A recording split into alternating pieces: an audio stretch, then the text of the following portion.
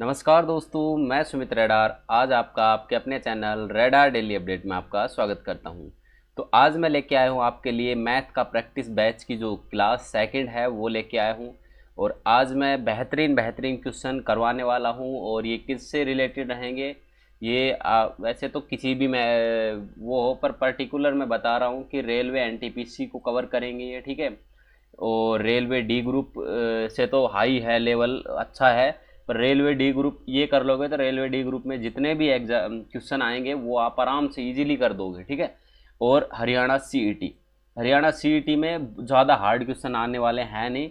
और जितने ये बता रहा हूँ ना मैं, ये वो करवा दूंगा आपको प्रैक्टिस, और जो पीछे की थ्योरी है वो भी बताता चलूँगा और आपको मतलब अच्छे से समझ में आ जाएंगे, ठीक है। और मैं अप्रोच बताऊंगा इसमें, ठीक है।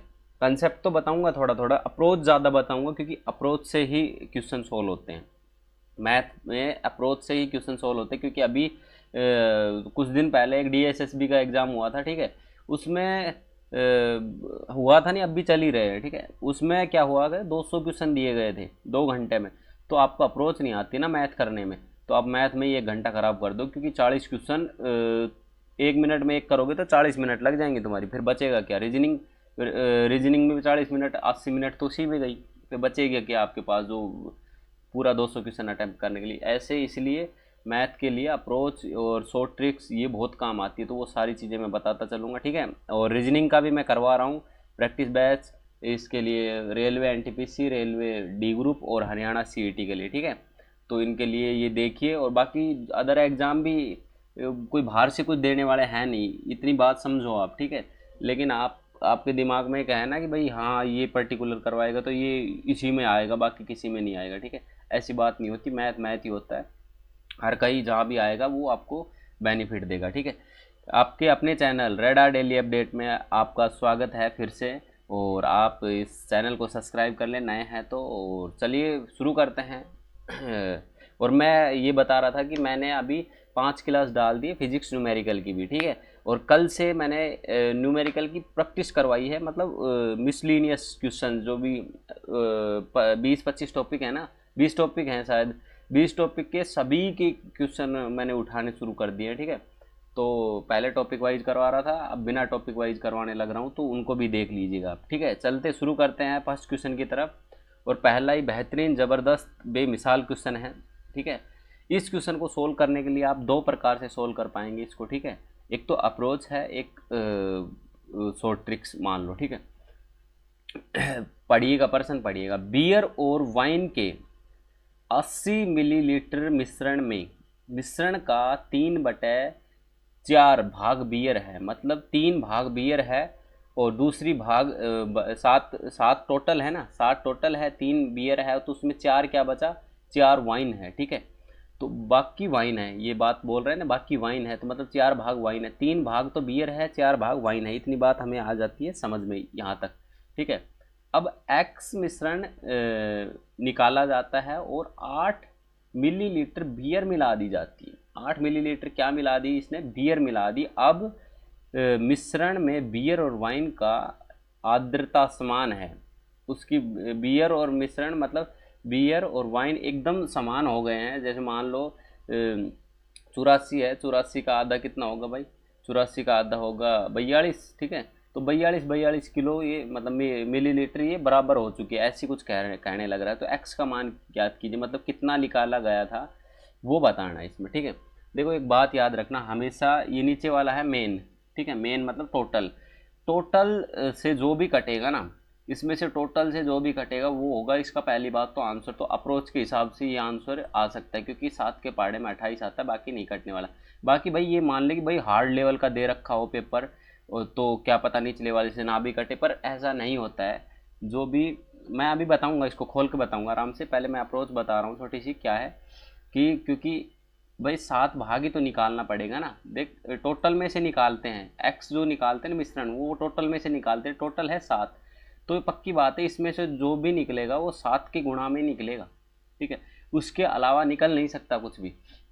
बाकी बहुत ही हार्ड लेवल का या सीजीएल टायर 2 दे रहे हो उसमें कर सकते हैं आपकी, लेकिन बाकी किसी एग्ज़ाम में कभी ऐसे नहीं करेंगे कि आपका पॉइंटों में आंसर निकले, ठीक है। पॉइंटों में बहुत कम निकलेगा, तो इसलिए इस हिसाब से तो आंसर होगा 28, क्योंकि 7 के पहाड़े में सिर्फ 28 आता है, बाकी नहीं आता।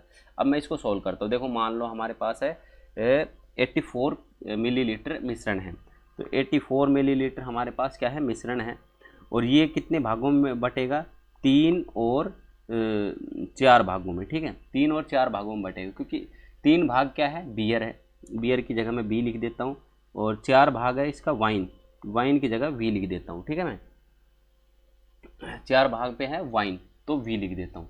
आपको समझ में आ गया, 3 भाग ये है, और टोटल है कितना, 7, तो टोटल 7 है, 7 है भाई, सॉरी 7 है टोटल, तो 7 है टोटल, तो 7 को क्या करेंगे हम, 7 को इससे डिवाइड करेंगे, ठीक है, इसको डिवाइड कर देंगे, तो 7 कितने पे कटेगा इससे, देखो एक बार 7 कितने पे कटेगा, 7 एकम 7, 7 दूनी 14, ठीक है, अरे यार ये लिखा क्यों नहीं जा रहा,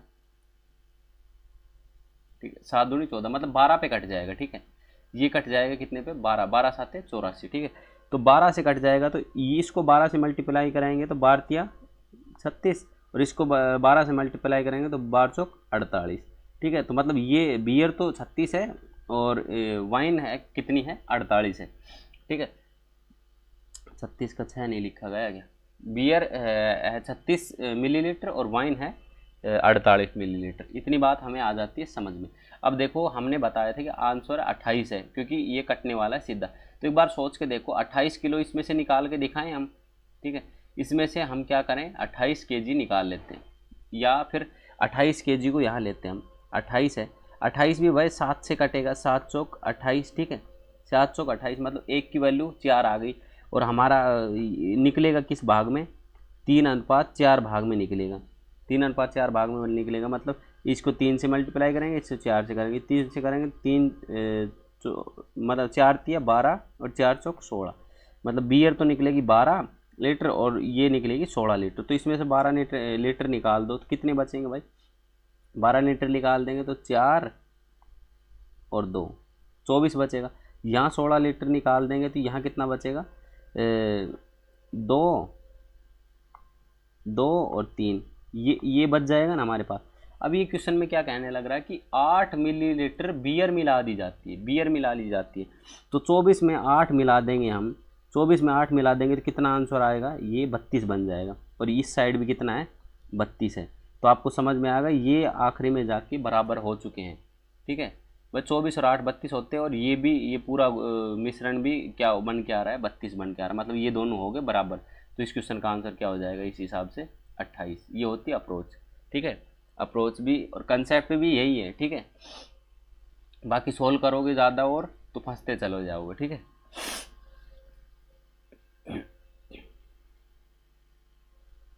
चलिए नेक्स्ट क्वेश्चन की तरफ बढ़ते हैं। नेक्स्ट क्वेश्चन क्या कह रहा है कि एक वस्तु का अंकित मूल्य क्रय मूल्य से 30% अधिक है, यदि छूट की पेशकश 30% है तो लाभ और हानि ज्ञात कीजिए। बड़ा ही आसान क्वेश्चन है। देखिए क्या कह रहा है कि अंकित मूल्य क्रय मूल्य से 30% अधिक है, तो एमआरपी है, एमआरपी जो है, तो एमआरपी है वो क्या है, क्रय मूल्य से 30% अधिक है, मतलब कि सीपी मान लो हमारे पास 100 रुपये है, ठीक है, तो एमआरपी कितना रुपए हो गया, 130 रुपये। इतनी बात आपको समझ में आ गई। सीपी मतलब होता है कॉस्ट प्राइस, क्रय मूल्य, ठीक है, कॉस्ट प्राइस से 30% अधिक है, ये बात इसने ये बोल दी, ठीक है। अब क्या कह रहा है, यदि छूट की पेशकश 30% की है तो लाभ और हानि प्रतिशत कितना होगा, मतलब छूट एमआरपी पर छूट दे रहा है नहीं, तो कितना दे रहा है, 130 पर छूट कितने की दे रहा है, 30% की दे रहा है, तो सीधे छूट लिख देते हैं, ठीक है, 30% की छूट लिख देते हैं, तो कितना प्रतिशत बचेगा इसके पास, 70% बचेगा, तो 70/100 लिख देते हैं, ठीक है, 2 जीरो से 2 जीरो कट गया, 13 साती होता है 91, ठीक है, 13 साती क्या होता है 91, तो 100 रुपये की चीज़ थी और बिकी कितने पे, 91 रुपये बिकी, तो क्या हुआ, इसको हानि हुई है, कितने की, 9% की हानि हुई है। समझ में आ गया ना, सिंपल सा क्वेश्चन है। कभी भी ये चीज़ बोले ना कि छूट दी जाती है या पेशकश छूट की जाती है, तो इस 30 को नहीं लेना है। कभी ये सोचो कि 30% निकाल, 30 वो निकाल दे, उससे है ना सवाल थोड़ा सा अटपटा हो जाएगा, वो निकल तो उससे भी जाएगा। देखो मैं निकालता हूँ, 130 का 30% की छूट है बटे में 100।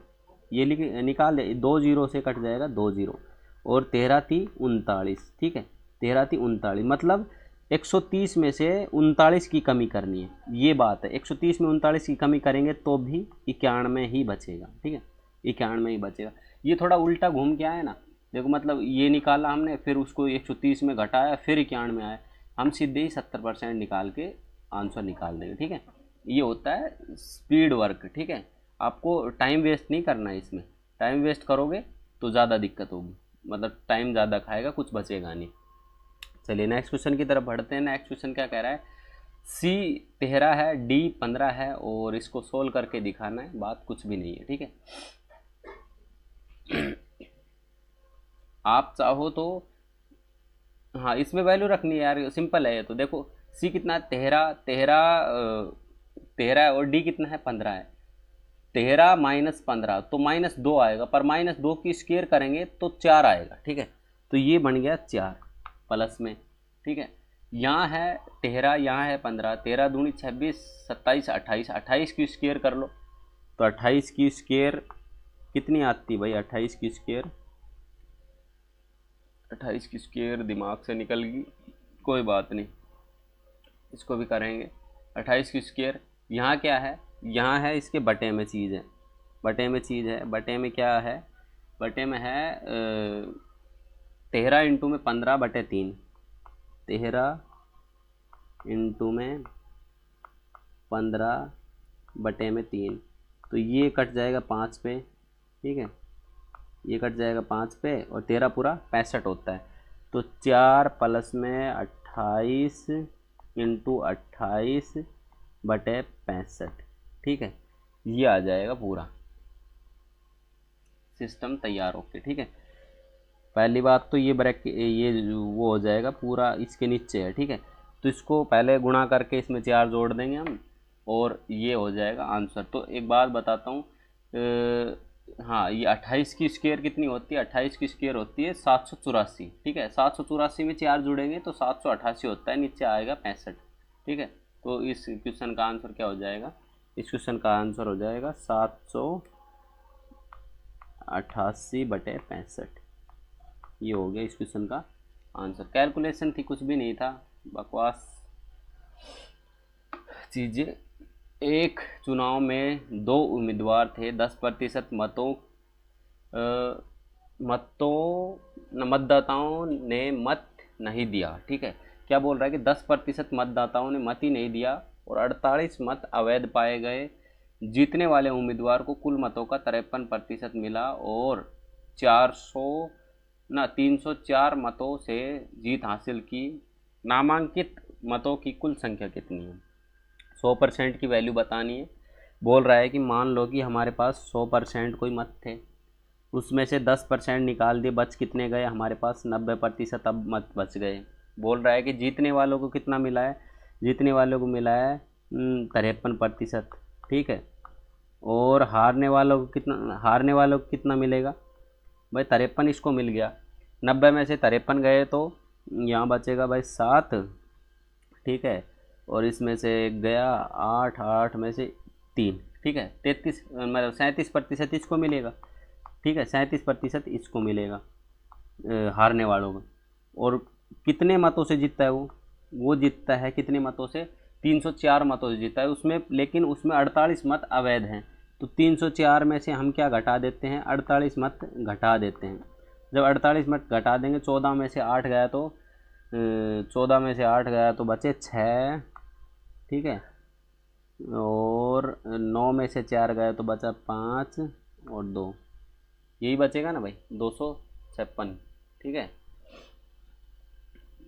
56 और 8 4, हाँ यही बचेगा, ठीक है, ये बचा, ये इसके बराबर, मतलब ये इतने फालतू मत लिए, इसने इतने कम लिए, इतने से जीत गए ये, ठीक है, ये समझ में आ गया। अब इनका परसेंट, ये कितना परसेंट के बराबर है ना, ये इनका परसेंट का माइनस करेंगे तो कितना अंतर है इन दोनों के बीच में, इन दोनों के बीच में अंतर है 37, 3 और 16% का अंतर है ना, तो 16% बराबर 256 के आ गया, ठीक है। और आपको पता ही है 256 16% के बराबर आ गया, तो इससे ये सीधा 16 पे कट जाएगा। ठीक है, एक की वैल्यू 16 आ गई, तो 100 की वैल्यू हमें चाहिए। 100% की वैल्यू क्या आएगी? 1600। 100% की वैल्यू कितनी आ जाएगी? 1600। ठीक है, मैं फिर से बता देता हूँ। देखो क्या कहा गया है कि 10% मत दिए नहीं और 48 मत अवैध हो गए। मतलब 100% था हमारे पास सिस्टम। ठीक है, टोटल 100% थे, इसमें से 90% ने वोट दिया। अब कह रहा है कि जीतने वाले को इतना मिला, तो हारने वालों को कितना मिला होगा? 90 में से 53 घटाएंगे तो 37, मतलब हारने वाले को इतना मिला। अब ये बोल रहा है ये जीतने वाला और ये हारने वाला, ये इससे इतने मतों से फालतू जीतता है, क्योंकि 304 तो टोटल मत थे, उसमें से अवैध हो गए ना 48, तो अवैध 48 को घटा दिए। तो बोल रहा है कि ये जो ए है, ये मान लो ये ए है और ये है बी।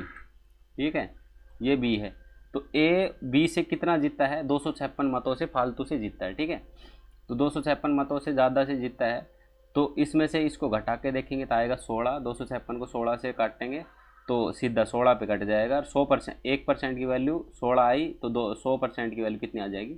1600। ठीक है, ये क्वेश्चन यही सॉल्व हो जाता है और इस क्वेश्चन का आंसर क्या होगा? 1600। चलिए नेक्स्ट क्वेश्चन की तरफ बढ़ते हैं। नेक्स्ट क्वेश्चन ज़्यादा हैवी है नहीं, बाकी समझने की कोशिश करना, ज़्यादा हार्ड नहीं होता कुछ भी। ठीक है, कुंवरपाल ने अपने 60,000 रुपये के वेतन को अपने पुत्र और पुत्री के बीच क्रम से 10% तथा 5% ब्याज पर 4 वर्ष तथा 2 वर्ष के लिए दिया। उस राशि पर उसने अपने पुत्र और पुत्री पर के समान साधारण ब्याज प्राप्त होता है। पुत्र और पुत्री का हिस्सा ज्ञात कीजिए। ये भाई साहब क्या कह रहा है? ये कह रहा है कि इसका पुत्र है मान लो ए। ठीक है, इसका पुत्र है ए और पुत्री है बी। इतनी बात समझ में आ गई। पुत्र को क्या कह रहा है? 10% के ब्याज से दे रहा है ये, और पुत्री को दे रहा है 5% ब्याज पे कोई जमा की है इसने राशि। ठीक है, इसको 4 वर्ष के लिए जमा किया है, इसको 2 वर्ष के लिए जमा किया है। ठीक है, इनको आपस में कर दो मल्टीप्लाई, तो ये होगा 40। ठीक है, ये हो गया 40 और ये होगा कितना? 10। तो मतलब 40 और 10 का अनुपात आया है इनका। ठीक है, 40 और 10 का अनुपात आया है इनके, मतलब उसका ब्याज का। लेकिन क्या कह रहा है कि इसको मूलधन इतना दो कि इनका जो ब्याज आए ना वो सारा सेम हो जाए। ठीक है, यहाँ पर जो मूलधन दिया जाए ना वो ऐसा दिया जाए कि ये जो 40 और 10 है ना ये समान हो जाए। तो इनको जो रुपए मिले हैं ना वो रुपए इनको उल्टे कर देंगे ना, इसको कम दे देंगे, इसको ज़्यादा दे देंगे, तो 40 और 10 का अनुपात क्या हो जाएगा? सेम हो जाएगा। ठीक है, 40 और 10 का अनुपात क्या हो जाएगा? सेम हो जाएगा। देखो देखो 5-10% की उससे 4 वर्षों के लिए दिए 40%, मतलब इसने ब्याज लिया है, और इसने 5% के हिसाब से 2 वर्ष के लिए इसने 10% ब्याज लिया है। तो इसका मूलधन जो है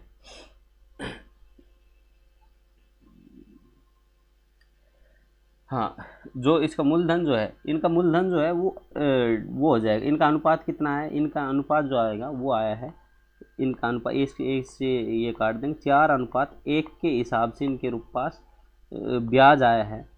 यदि इसको बराबर करने के लिए हम इसको पलटी खुआ दें, मतलब 4 इसको दे दें, 1 इसको दे दें रुपए पहले ही, मतलब इसको 1 रुपये दें, तो उस पर 4% का ब्याज लगेगा, तो इसका टोटल जो आएगा वो 4 आएगा इसका भी।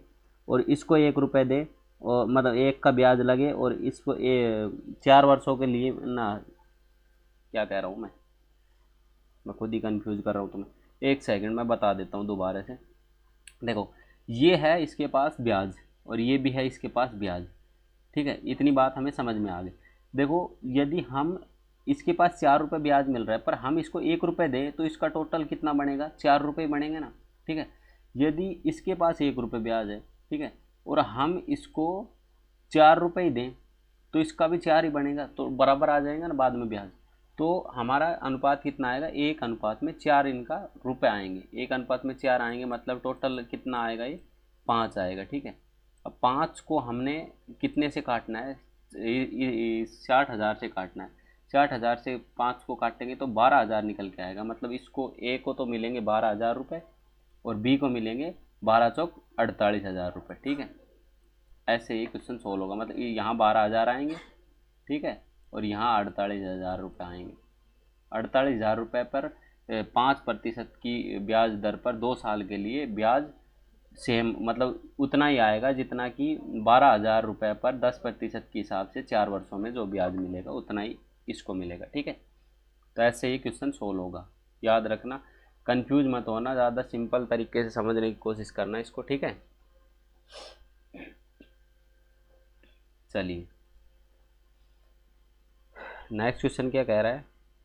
नेक्स्ट क्वेश्चन कह रहा है विभिन्न छात्रों की ऊंचाई दी गई है इतनी इतनी इतनी इतनी इतनी, सभी की माध्यिका ज्ञात कीजिए। माध्यिका ज्ञात करने के लिए सिंपल सा फॉर्मूला होता है। सिंपल सा फॉर्मूला क्या होता है कि मतलब छोटे से लेके बड़े क्रम में पहले तो इनको लिखिएगा। ठीक है, तो सबसे छोटा क्या है इसमें 93 है, 93 है, मैंने 98 लिख दिया। सबसे छोटा है इसमें 93। ठीक है, फिर उसके बाद क्या है, उसके बाद है छोटा 93 नहीं भाई, 87 है पहले तो। ठीक है, मैं दोबारा करता हूँ। ठीक है, सबसे छोटा है इसमें पहले, सबसे पहले है 87, फिर है 93। ठीक है, फिर है 93, फिर है 97। ठीक है, 93, 97, फिर है 99, 99, फिर है 100 है, 100 नहीं है, 101 है, 102 है, 103 है ना, 101 है, 102 है, 103 है, 103 है ना, हाँ 103 है, 104 है, 104 है, 109 है, 119 ना, 117 है, 119 है। ठीक है, इतने ही है ना, 1 2 3 4 5 6 7 8 9 10 11, 1 2 3 4 5 6 7 8 9 10 11, 11 हो गए। देखो ऐसे लिख के, तो जो बीच वाला है ना उसको निकाल लो। ये 11 है, इसका मतलब 5 तो इस साइड रह जाएंगे हमारे, 5 तो इस साइड कट जाएंगे और 5 कट जाएंगे इस साइड। बीच में बचा कौन, ये महाराज बच गया बीच में, तो ये इस क्वेश्चन का क्या हो गया, आंसर। ठीक है, ऐसा सिंपल सा क्वेश्चन है। माध्यिका का मतलब पहले से छोटे से लेके बड़े तक का लिखो और जो बीच वाला बचे उसको निकाल देना। मान लो ये 10 होते, ठीक है, मान लो ये 119 नहीं होता, तो इन दोनों को हम जोड़ते। ठीक है, यही आते ना दोनों बीच में, मतलब 4 इस साइड छोड़ देते, 1 2 3 4 इस साइड छोड़ देते, और ये तो 119 तो था ही नहीं, 1 2 3 4 इस साइड छोड़ देते, ये 2 बचते। इन दोनों को जोड़ के, दोनों को जोड़ के और 2 से मल्टीप्लाई कर देते। ठीक है, मतलब 2 से भाग दे देते, वो आंसर हो जाता है इस क्वेश्चन का। फिर अब इसका क्वेश्चन का 102 आंसर है, याद रखना इस बात को। ठीक है, मैं ये हटा दे, हाँ ये बच गया इस क्वेश्चन का आंसर। ठीक है, चलिए नेक्स्ट क्वेश्चन क्या कह रहा है कि 350 छात्रों के स्कूल में 50 छात्र विज्ञान में, 30 छात्र सामाजिक में उत्तीर्ण हुए, 20 छात्र दोनों विषयों में उत्तीर्ण हुए, कम से कम एक विषय में उत्तीर्ण होने वाले छात्रों की संख्या कितनी है, ये क्वेश्चन में दिया गया है। ठीक है, ये पूछा गया है मतलब। ठीक है, मान लो कि हमारे पास 350 कुल छात्र हैं, ये बात हमने मान लो नहीं दे रखी है। ठीक है, बोल रहा है कि 50 तो हुए किस में, इंग्लिश विज्ञान में। ठीक है, विज्ञान में 50 छात्र, प्लस में 30 हुए किस में, सामाजिक में उत्तीर्ण। तो एस लिख देते हैं सामाजिक का। ठीक है, 30 हुए सामाजिक में उत्तीर्ण, तो टोटल कितने हो गए, 80 छात्र हो गए सामाजिक और विज्ञान में। अब बोल रहा है कि 20% दोनों में उत्तीर्ण हुए, मतलब कि कुछ छात्र इसके और कुछ छात्र इसके दोनों में भी पास हुए हैं, मतलब कि इसको 20 घटा देते हैं। ठीक है, इसको 20 से घटा देंगे और ये बचेगा 60। 60 छात्र ऐसे हैं जो केवल इसमें और इसमें उत्तीर्ण हुए हैं, डबल नहीं लिया गया है। ठीक है, मतलब कि विज्ञान में और सामाजिक में उत्तीर्ण हुए हैं वो है 60 छात्र, मतलब एक एक छात्र जो है वो एक ही सब्जेक्ट में पास हुआ है, ये बात इसमें बोली गई है। ठीक है, जो दोनों थे वो हमने दिए हटा। ठीक है, 60 छात्र उत्तीर्ण हुए हैं, वो है एक एक सब्जेक्ट में। अब बोल रहा है कि कितने छात्र हैं वो, तो कितने छात्र हैं भाई, 350 का 60% निकाल लो। 350 का जब 60% निकालोगे तो 350 इंटू में 60/100, तो 0 से 0 कट जाएंगे दोनों नीचे के, और ये बचेगा 5 छंगे 30, 3 और 6 18 21। तो 210 छात्र ऐसे हैं जो कि दोनों में मतलब कम से कम एक में उत्तीर्ण रहे हैं। ठीक है, इन दोनों में, विज्ञान और सामाजिक में कम से कम एक में तो पास हुए हैं। ठीक है, चलिए ये एकदम सोल्व करने वाला क्वेश्चन है, बाकी कुछ भी नहीं है। देखो यहाँ 4 है तो बेस सेम करना होता है। मैं ऐसे क्वेश्चन में यहाँ 4 है तो यहाँ भी 4 ही बनाना पड़ेगा। तो 4 बनाने के लिए हम क्या करेंगे, 4 की पावर 2 कर देंगे तो 16 हो जाएगा ना वो। तो 4 की पावर 2 लिख देते हैं हम यहाँ पे। ठीक है, तो 4 3x प्लस में 5 बराबर में, यहाँ भी 4 की पावर 2 कर देते हैं। ठीक है, 4 की पावर 2 क्या होता है, 16 होता है। ठीक है, अब बोल रहा है कि x की वैल्यू निकालो। बेस सेम होता है ना, तो ऊपर वाली को ही हम उसमें ले लेते हैं बराबर में। ठीक है, बेस सेम होता है तो ऊपर वाली को बराबर में ले देते हैं, उपला भूल जाते हैं। ठीक है, ये जो सिनेरियो है पूरा का पूरा, ये हम कहाँ जा रहा है, उठ गए। ये जो सिनेरियो है पूरा का पूरा, ये ख़त्म हो जाता है। ठीक है, ये उठ के ऊपर छोड़ देते हैं, ये बच जाता है हमारे पास पूरा। ठीक है, ये हमारे पास पूरा बच जाता है। और अब इसको हम से कुछ भी करें, ठीक है, ये बच गया। अब क्या बच गया, 3x प्लस में 5 बराबर 2। ठीक है, 5 उस साइड जाएगा, ये 5 है, ये प्लस का है, इस साइड जाएगा तो क्या हो जाएगा, माइनस का 5। ठीक है, तो माइनस का 5 हो जाएगा। ठीक है, तो ये इस साइड घूम के गया, और इस साइड जाएगा तो ये किसका बन जाएगा, सिर्फ माइनस का बन जाएगा। ठीक है, ये किसका बन जाएगा, माइनस का बन जाएगा, और ये गया हवा में। ठीक है, ये माइनस का बन जाएगा। ठीक है, समझ में आ रहा है ना। 3x बराबर ये हो गया। ठीक है, x की वैल्यू निकालनी है हमें, तो ये 2 - 5 होगा तो कितना आंसर निकल के आएगा, यहाँ निकल के आएगा 3x इजकल टू, अरे यार पेंसिल तो ले लेते हैं, 3x इजकल टू -3। भाई -3 निकलेगा ना, 2 में से -5 गए तो -3 निकलेगा। इस 3 से जाएगा ये 3 कैंसिल, तो यहाँ क्या बचेगा, 1 बचेगा। तो 1 बचेगा, वो भी माइनस का बचेगा। ठीक है, x की वैल्यू कितनी आ जाएगी, -1। ठीक है, चलिए, भोपाल और इंदौर के बीच की दूरी 1250 किलोमीटर की है। 2 बस भोपाल और इंदौर से एक दूसरे की ओर चल रही है। ठीक है, भोपाल और इंदौर से एक दूसरे की ओर चल रही है, जो एक दूसरे को 10 घंटे बाद मिलती है। भाई एक दूसरे से 10 घंटे बाद मिलती है। ठीक है, भोपाल से बस की गति ज्ञात कीजिए। भोपाल की साइड से बस की गति ज्ञात करनी। देखो मैं यहाँ लिख देता हूँ, एक है भोपाल, ठीक है, और एक है इंदौर। इंदौर का मैं लिख देता हूँ ई। ठीक है, एक है भोपाल और एक है इंदौर। यहाँ से भी एक बस जा रही है, यहाँ से भी एक बस जा रही है। ठीक है, यहाँ से बस चली कोई, यहाँ रुकती है मान लो, और यहाँ से कोई बस चली, यहाँ ये 10 घंटे बाद मिलती है। ठीक है, यहाँ से 10 घंटे बाद मिलती है। इतनी बात हमें आगे समझ में। भोपाल से बस की गति ज्ञात कीजिए, मतलब ये जो बस है ना, ये जो बस है, इस बस का मान लेते हैं ये बस है x और ये है y। ठीक है, जो x बस की स्पीड है ना वो हमें बतानी है।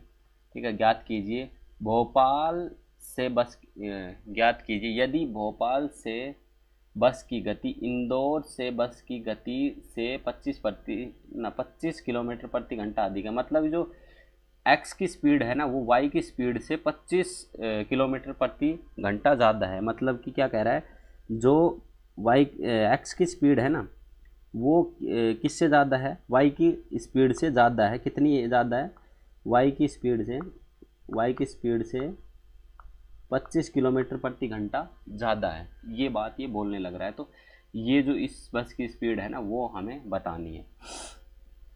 इतनी बात हमें आगे समझ में।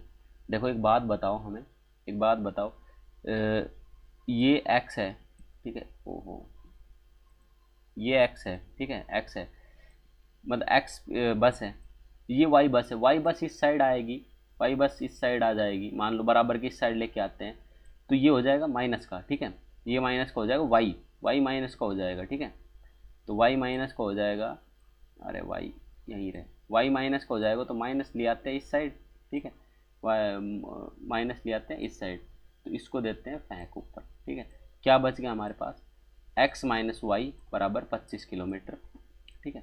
मतलब कि एक्स स्पीड x किलोमीटर प्रति घंटा ज़्यादा तेज़ चलती है, मतलब ये जो ये बस है वो ज़्यादा चलती स्पीड से चलती, ये कम स्पीड से चलती, पर इन दोनों का डिफरेंस कितना है, 25 किलोमीटर प्रति घंटे का डिफरेंस है। ये बात इसमें लिख रखी है, हमने कुछ फेरबदल नहीं किया। अब फेरबदल करेंगे हम। क्या कह रहा है कि 10 घंटे बाद मिलती है, दूरी इनके बीच की कितनी है भाई, बी से लेके ई तक की दूरी कितनी है, 125 किलोमीटर। तो हमें पता है कि 125 किलोमीटर की दूरी है और वो 10 घंटे में तय कर लेता है, ठीक है। तो इससे इसको काटेंगे तो कितना आ जाएगा, 120 ना 125। अब देखो, ओहो क्या कर दिया मैंने, पेंसिल तो ली नहीं यार, एक सेकंड भाई क्षमा कीजिएगा हमें।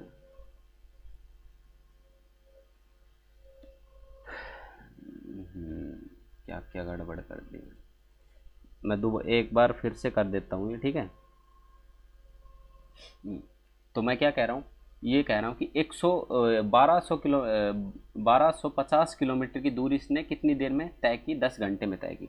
तो हमें पता है कि क्या होता है, अरे वो होता है ना, क्या नाम है, ये दूरी है, दूरी बटे में घंटा करेंगे तो क्या आती है, चाल आती है, ठीक है। चाल क्या होती है, चाल होती है दूरी बटे में टाइम, ठीक है। डिस्टेंस अपॉन में टाइम क्या होती है, चाल होती है। तो डिस्टेंस कितनी है, 1250 किलोमीटर, ठीक है। टाइम कितना है, 10 घंटे। तो 10 घंटे से 10 से इसका 0 कट गया, 120 ना 125 किलोमीटर प्रति घंटे की चाल आ गई ना। ये 125 किलोमीटर प्रति घंटे की चाल किसकी है, x प्लस में y की है, दोनों की मिलाकर कितनी है, 125 किलोमीटर प्रति घंटा, ठीक है। अब हमें इतना समझ में आ गया कि x माइनस वाई तो 25 है और x प्लस वाई है वो 125 किलोमीटर प्रति घंटा है, ठीक है। इतनी बात हमें आगे समझ में। अब चाहें तो समीकरण बना के सोल्व कर सकते हैं। देखो x माइनस वाई बराबर 25, x प्लस वाई बराबर 125, ठीक है। तो इसको इससे काट देते हैं, मतलब जोड़ लगा देंगे, इसको ये कट जाएगा, 2x बराबर कितना आ जाएगा, 2x बराबर आ जाएगा 150, ठीक है। तो x की वैल्यू कितनी आ जाएगी, 75। और हमें x की ही वैल्यू चाहिए थी, क्योंकि हमने पढ़ा था कि इसकी वैल्यू चाहिए, भोपाल से जो चलने वाली बस है उसकी वैल्यू चाहिए। तो इसकी वैल्यू कितनी आ गई, 75 किलोमीटर प्रति घंटा। और दूसरे की वैल्यू कितनी आ जाएगी, 75 में 50 जोड़ दो, तो ये यदि मान ले तो इंदौर वाली मान ले पूछता तो 50 किलोमीटर प्रति घंटा आता, क्योंकि 75 में 50 जोड़ेंगे तो 125 बनेगा, ठीक है, वो भी समझ में आएगा। और 75 में 50 घटाएंगे तो 25 आ गया। ये भी मतलब दोनों इक्वेशन हो गए ना प्रूफ। ये फर्स्ट इक्वेशन है, ठीक है, इस क्वेश्चन की, और ये सेकंड इक्वेशन है। तो आसान क्वेश्चन था। बाकी वैसे करते ना तो ये क्वेश्चन ज़्यादा से ज़्यादा 1 मिनट तो बहुत बता दी मैंने, 30-40 सेकंड के अंदर क्वेश्चन ख़त्म, ठीक है, पढ़ के भी, ठीक है। ये कुछ भी नहीं है क्वेश्चन में, रखना है और वैल्यू निकालनी है। क्या कर रखना है, 2 और 3 रखना है, ठीक है। ये क्या कह रहा है, देखो ये इसकी वैल्यू होती है, ठीक है। ये जब ऐसे अनुपात होता है ना, ये 3 p है और ये जो q है वो 2 है, ठीक है। तो यहाँ 3 रखेंगे, यहाँ 2 रखेंगे, ठीक है।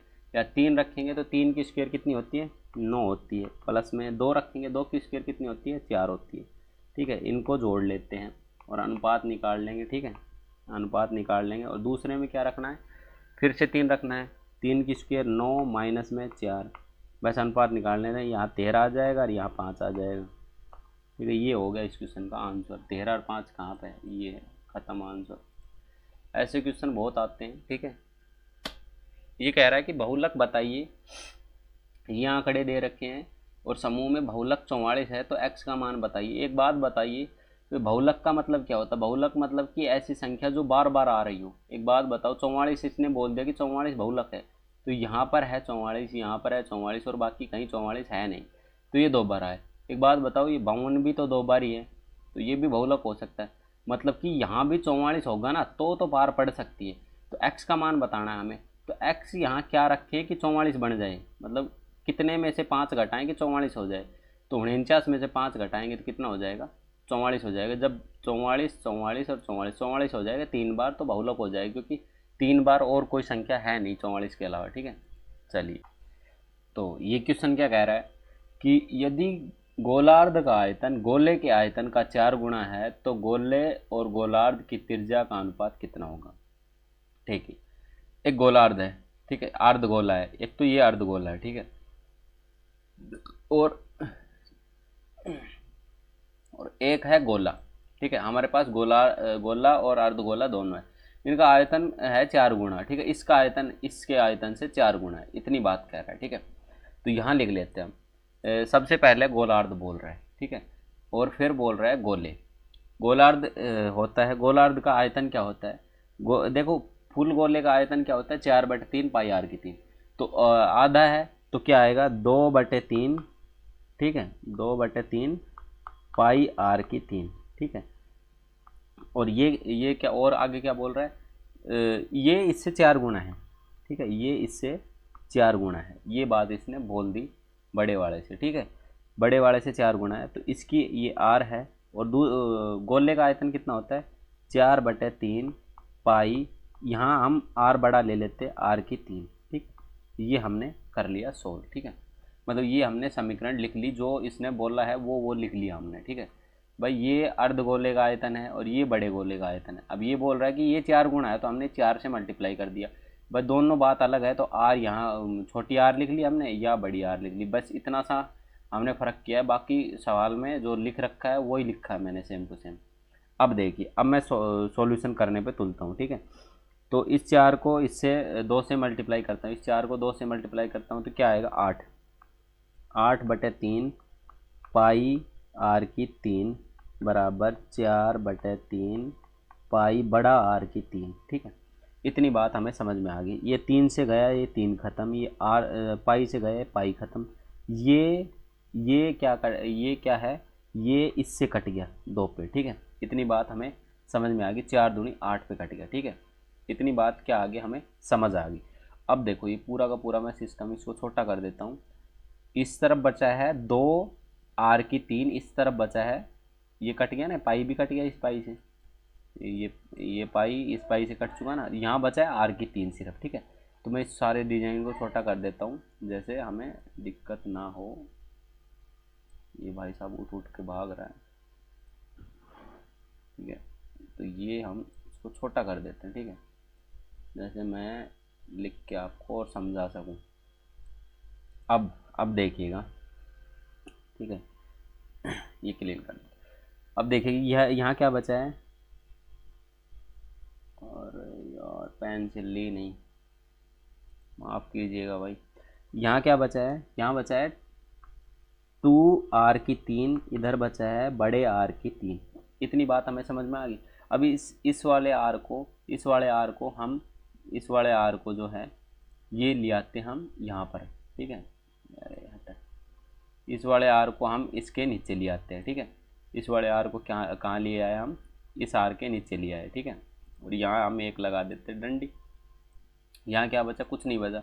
इस 2 को हम कहाँ लिया जाते हैं, इस भाई ऊपर मल्टीप्लाई यहाँ जाएगा, नीचे जाएगा, और ये किसके नीचे जाएगा, किसी एक के नीचे जाएगा, एक होगा उसके नीचे जाएगा। ठीक है, अब हमें पूरा साफ साफ दिख रहा है। ये जो r है, ये छोटा वाला r है, वो किसके बराबर है, 1 के बराबर। ये है 2 के बराबर। ठीक है, ये इनकी भाई 3 है, दोनों की 3 है, तो 3 दोनों की जाएगी ख़त्म। ठीक है, इन 3 की कोई वैल्यू नहीं बच जाती। यहाँ क्या बच जाएगा, r की वैल्यू 1 आई है, बड़े r की वैल्यू 2 आई है। तो जब इनको हम ऐसे लिखेंगे r अनुपात में, मतलब ये ऐसे लिखेंगे हम r अनुपात में बड़ा r, तो इसकी वैल्यू कितनी आ जाएगी, 1:2। मतलब इनका अनुपात कितना आ जाएगा, 1:2। इस क्वेश्चन का क्या हो जाएगा आंसर। तो ये इस क्वेश्चन का क्या होगा आंसर हो जाएगा। ठीक है, त्रिज्या का अनुपात कितना हो जाएगा ये। ठीक है, चलिए तो नेक्स्ट क्वेश्चन क्या कह रहा है। नेक्स्ट क्वेश्चन कह रहा है कि एक वस्तु का विक्रय मूल्य 25 रुपये है, हानि का मान और क्रय मूल्य के मान के समान है। मतलब क्या कह रहा है कि 25 रुपये है विक्रय मूल्य, मतलब कि विक्रय मूल्य का मतलब क्या होता है, इंग्लिश में बोलते हैं SP। ठीक है, सेलिंग प्राइस इसका कितना है, 25 रुपये है। ठीक है, सेलिंग प्राइस कितना है इसका, 25 रुपये है। बोल रहा है कि हानि प्रतिशत का मान क्रय मूल्य के मान के समान है तो वस्तु का क्रय मूल्य बताइए। ठीक है, हानि प्रतिशत का मान क्रय मूल्य के मान के बराबर है। हानि हुई है, इसको हानि कैसे होती है भाई? हानि होती है सीपी। अरे यार लिख दे, एक सेकंड रुक जाओ। हानि होती है सीपी माइनस एसपी, उसको क्या कहते हैं? लॉस, मतलब कि हानि। ठीक है, जब सीपी मतलब यहाँ पर 10 रुपये है, वो चीज़ 5 रुपये की बिकी तो 5 रुपये का लॉस हुआ, ये होती है हानि। ठीक है, ये हानि हुई। हमें क्या कह रहा है कि ये बिकी है 25 रुपये की बिकी है ये। ठीक है, 25 रुपये की बिकी है, और जो हानि का मान और लॉस का मान है मतलब परसेंट में, वो है दोनों बराबर। अब देखो हम ऑप्शन से उठाते हैं। ठीक है, हम ऑप्शन से उठाते हैं, 100 रुपये उठा के देखते हैं। मान लो कि ये 100 रुपये की चीज़ है। ठीक है, सीपी है 100 रुपये। ठीक है, 100 रुपये की चीज़ है और बिकी कितने में? बिकी कितने में है? ये 25 रुपये में बिकी है। ठीक है, 25 रुपये में बिकी है। 100 रुपये की चीज़ है, 25 रुपये में बिकी, तो लॉस कितने रुपए का हुआ? 75 रुपये का हुआ। क्या 75 100 का 100% है? मतलब 75 का 100 का परसेंट सेम है। ठीक है भाई, 100 का 75/100 करेंगे तो क्या 100 ही आया? ये 100 नहीं आया ना, तो ये हमारा क्या हुआ? गलत हुआ। ठीक है, ये हमारा क्या हुआ? गलत हुआ। ये ऑप्शन हमें नहीं लेना। ठीक है, तो ये ऑप्शन हमारे कोई काम का नहीं है। दूसरा लेते हैं, लेंगे। दूसरा क्या है? दूसरा क्या है? ये है। दूसरा क्या है? 50। मान लो कि हमारा सीपी है 50 रुपये। सीपी कितना है? 50 रुपये है। ठीक है, और वो कितने रुपए में बिका? 25 रुपये में बिका। ठीक है, 25 रुपये में बिका, तो हानि कितने रुपए की हुई? 25 रुपये की हुई। हानि भी कितने रुपए की हुई? 25 रुपये की हुई। तो देखो 50 का 25/100। ठीक है, 25/100 ना, 25/100 कैसे लिख रहा हूँ? गलत लिख दिया। 50 का 25 कितना परसेंट है? देखो 50 का 25 कितना परसेंट है? ठीक है, मैं इसको ऐसे करता हूँ। 25 कितना परसेंट है 50 का? एक बार देखिएगा, ये 25 दूनी 50 और ये कितने कट जाएगा? 50 पे। ठीक है, तो ये कितना आएगा? 50% के बराबर है। मतलब कि 50 रुपये का कोई चीज़ थी, उसको 25 रुपये में बेची, तो उसको कितना परसेंट का नुकसान हुआ? 50% का नुकसान हुआ। तो यहाँ पर क्रय मूल्य और हानि दोनों, क्रय मूल्य और हानि प्रतिशत दोनों का मान समान हो गया। ठीक है, तो ऑप्शन से बहुत जल्दी निकल जाएगा। ठीक है, और बाकी हमें देखने की ज़रूरत नहीं है। ठीक है, चलिए, ये क्वेश्चन है कि 1 रुपये 50 पैसे। ठीक है, 1 रुपये 50 पैसे 25 पैसे 10 पैसे के इतने अनुपात में है। 50 पैसे और 10 पैसे के सिक्कों की कुल राशि है 400 रुपये, तो 25 पैसे की सिक्कों की कुल राशि कितनी होगी?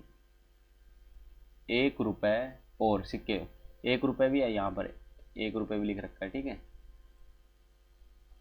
1 रुपये और 25 पैसों की, मैं इसको छोटा कर देता हूँ एक बार आपको भी दिख जाए।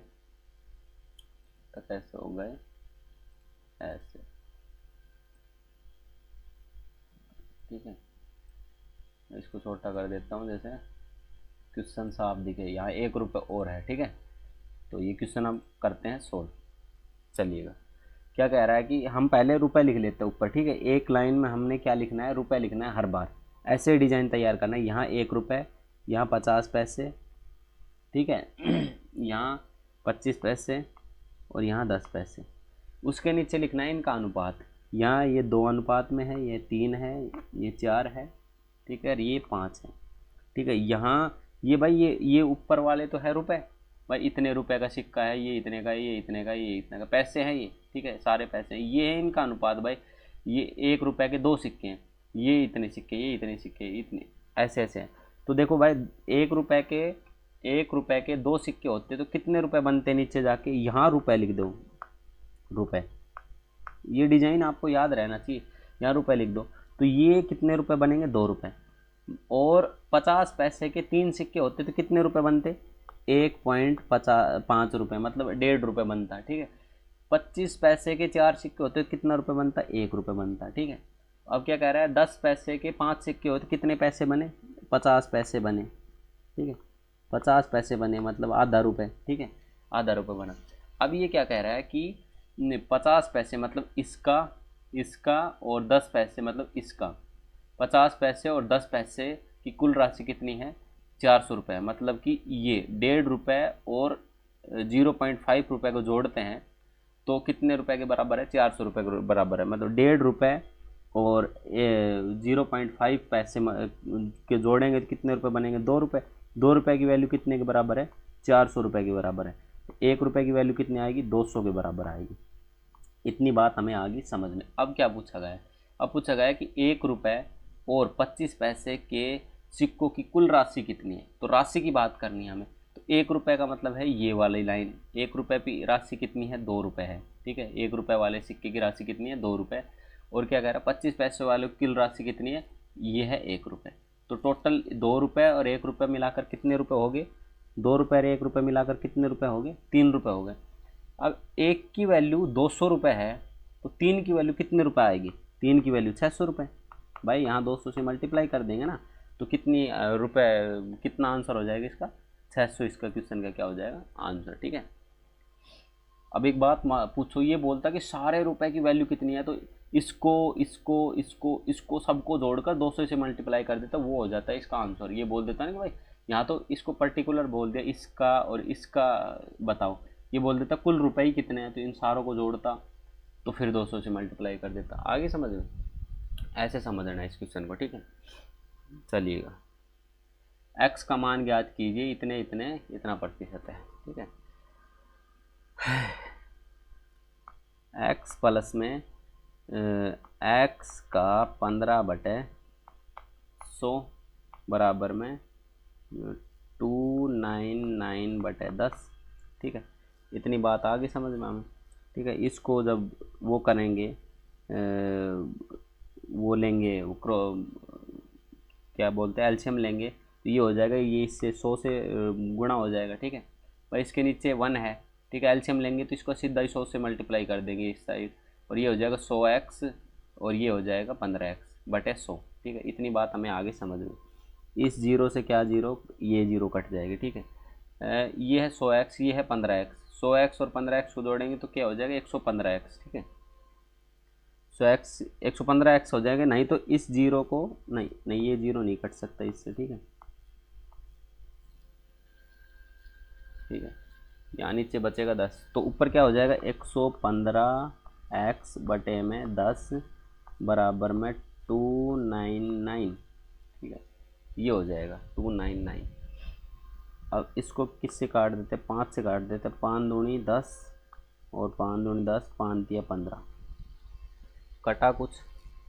ठीक है, और ये कट जाएगा इस पे 23 एकम 23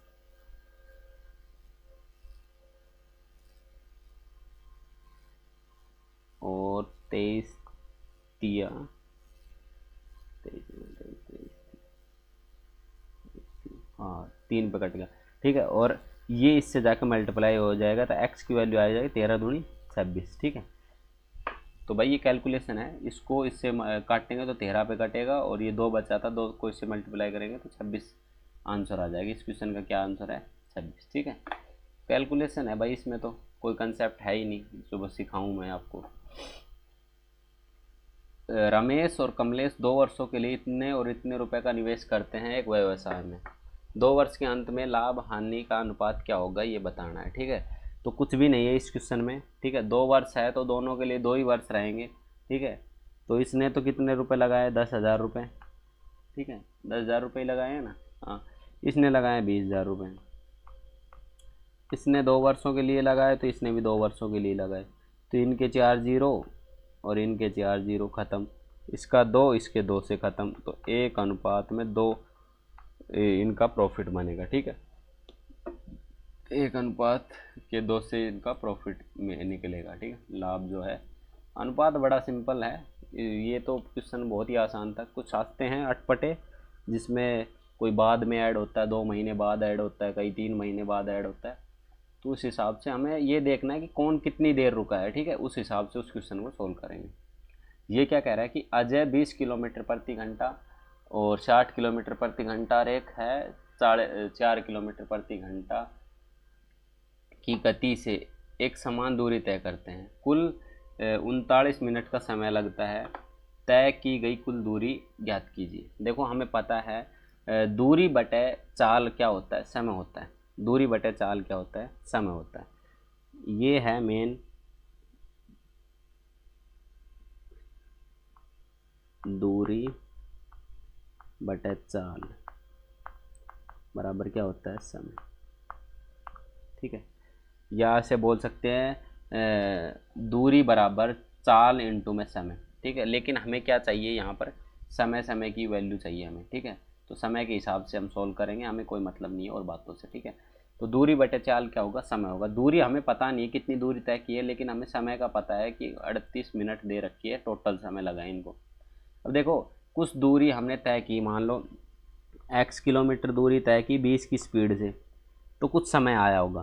ठीक है, और फिर x किलोमीटर दूरी तय की हमने 60 की स्पीड से, तो कुछ समय आया होगा।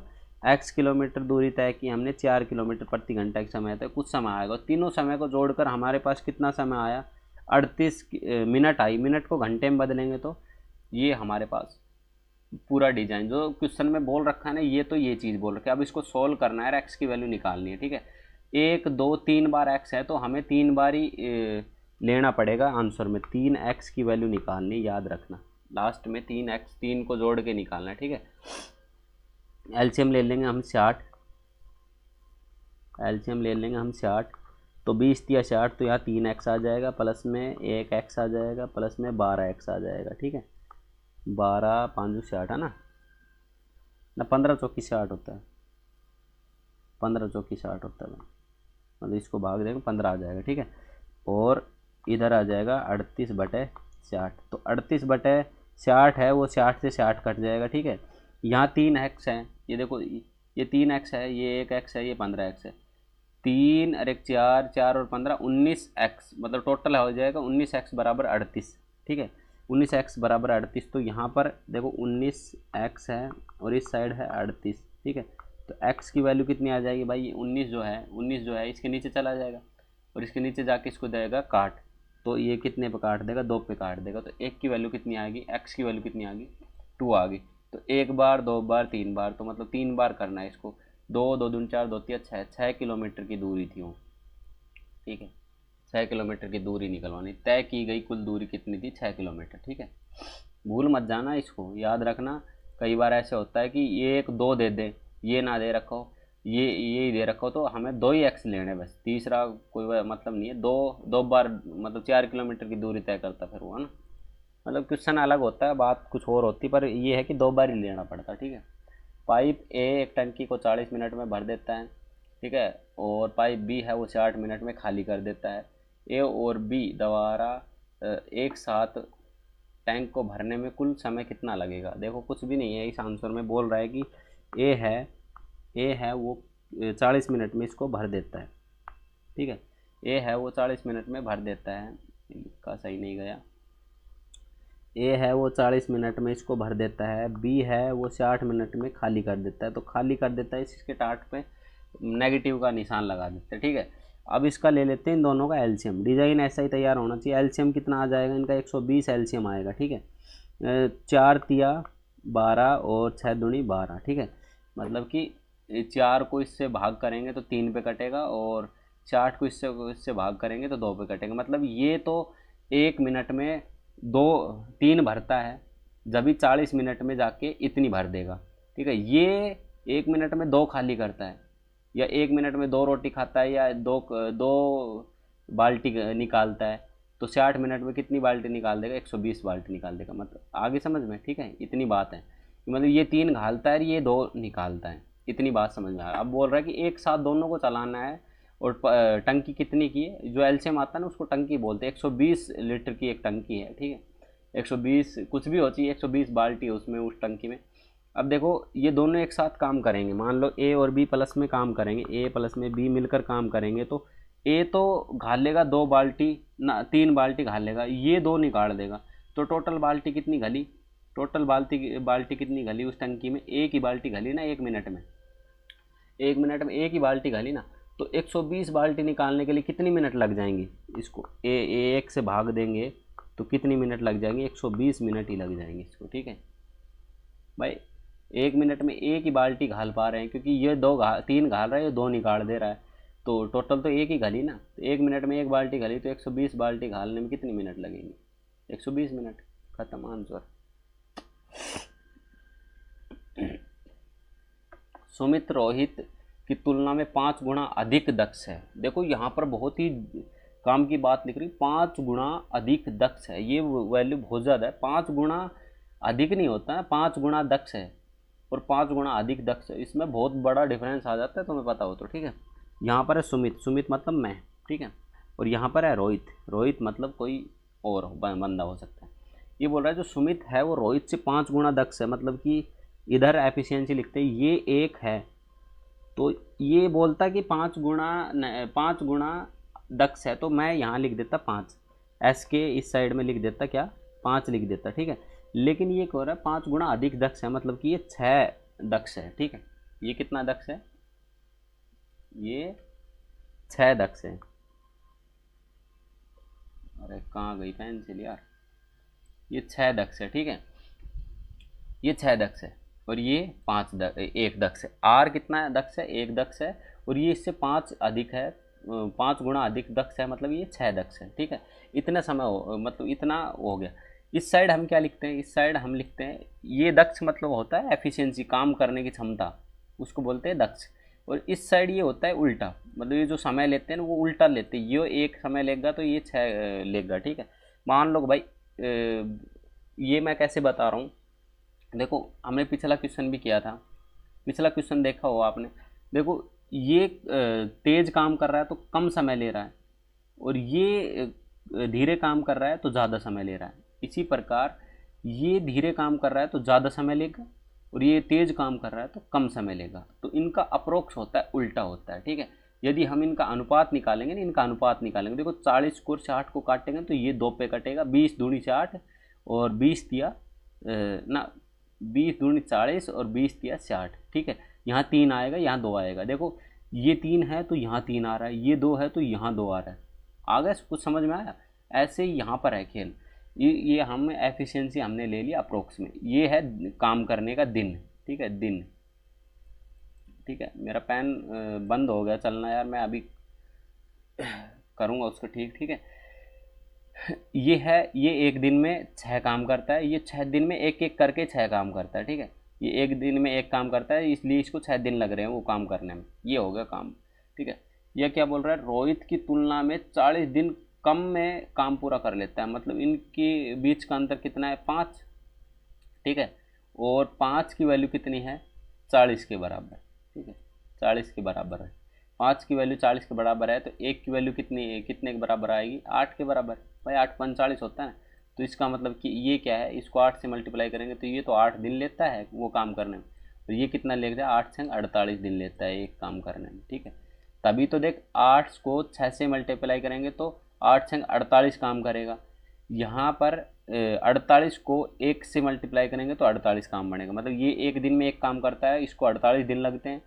ये 1 दिन में 6 काम करता है, तो 8 दिन में ये भी 48 काम कर देगा। बात समझ में आ गई? अब आगे क्या करे, एक साथ कितने समय में कार्य को पूरा कर देगा। कार्य पूरा करने के लिए वो पिछले वाले सवाल की तरह है, इनको ये दोनों है इनके दिन, ये 8 दिन लेता है, 48 दिन लेता है। इनका एलसीएम ले, एलसीएम कितना आता है इनका एलसीएम आ जाएगा 48। ठीक है, तो मतलब काम तो पूरा ये है। अब ये क्या कह रहा है, दोनों को एक साथ करवाना हमें, दोनों को एक साथ करवाना, मतलब ये तो 6 काम करता है, ये करता है 7 काम, मतलब 1 काम, तो 6 और 1 7 काम पर डे करेंगे दोनों मिलके, और 48 काम है तो कितने दिन में पूरा कर देंगे, 48/7 दिन में। तो इसका क्वेश्चन क्या आंसर क्या हो जाएगा, 48/7 इस क्वेश्चन का क्या हो जाएगा, आंसर हो जाएगा। ठीक है, तो ऐसे ये समझाने का तरीका था।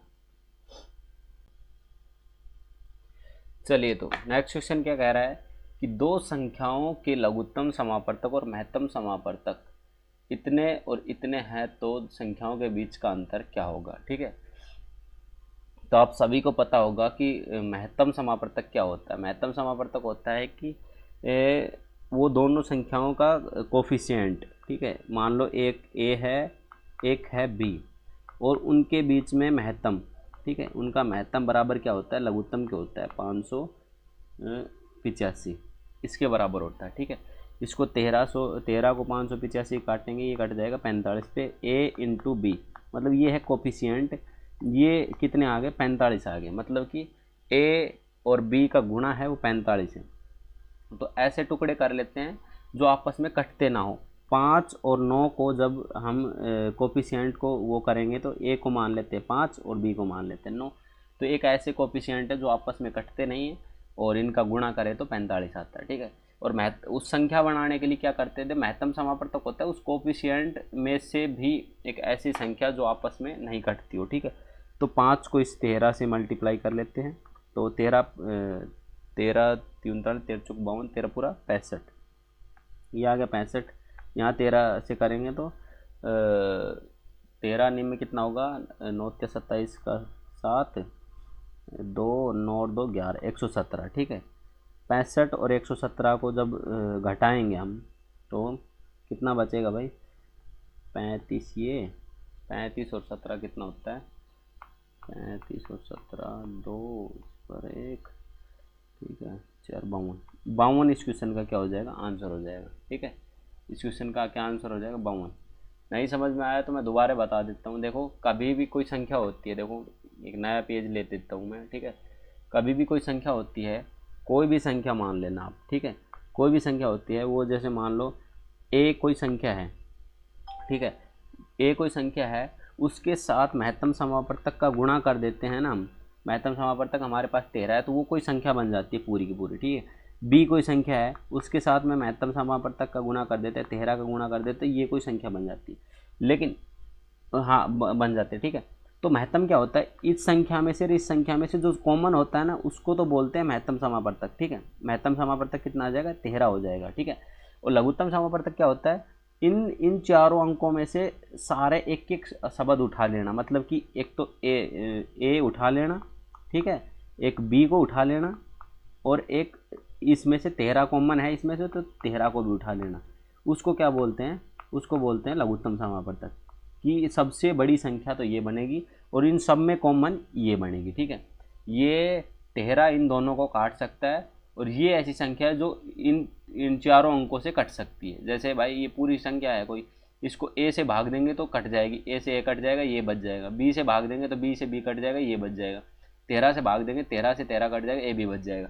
तो ये तो होता है एलसीएम। ये जो सिस्टम है उसको तो बोलते हैं एलसीएम, LCM, और ये होता है HCF।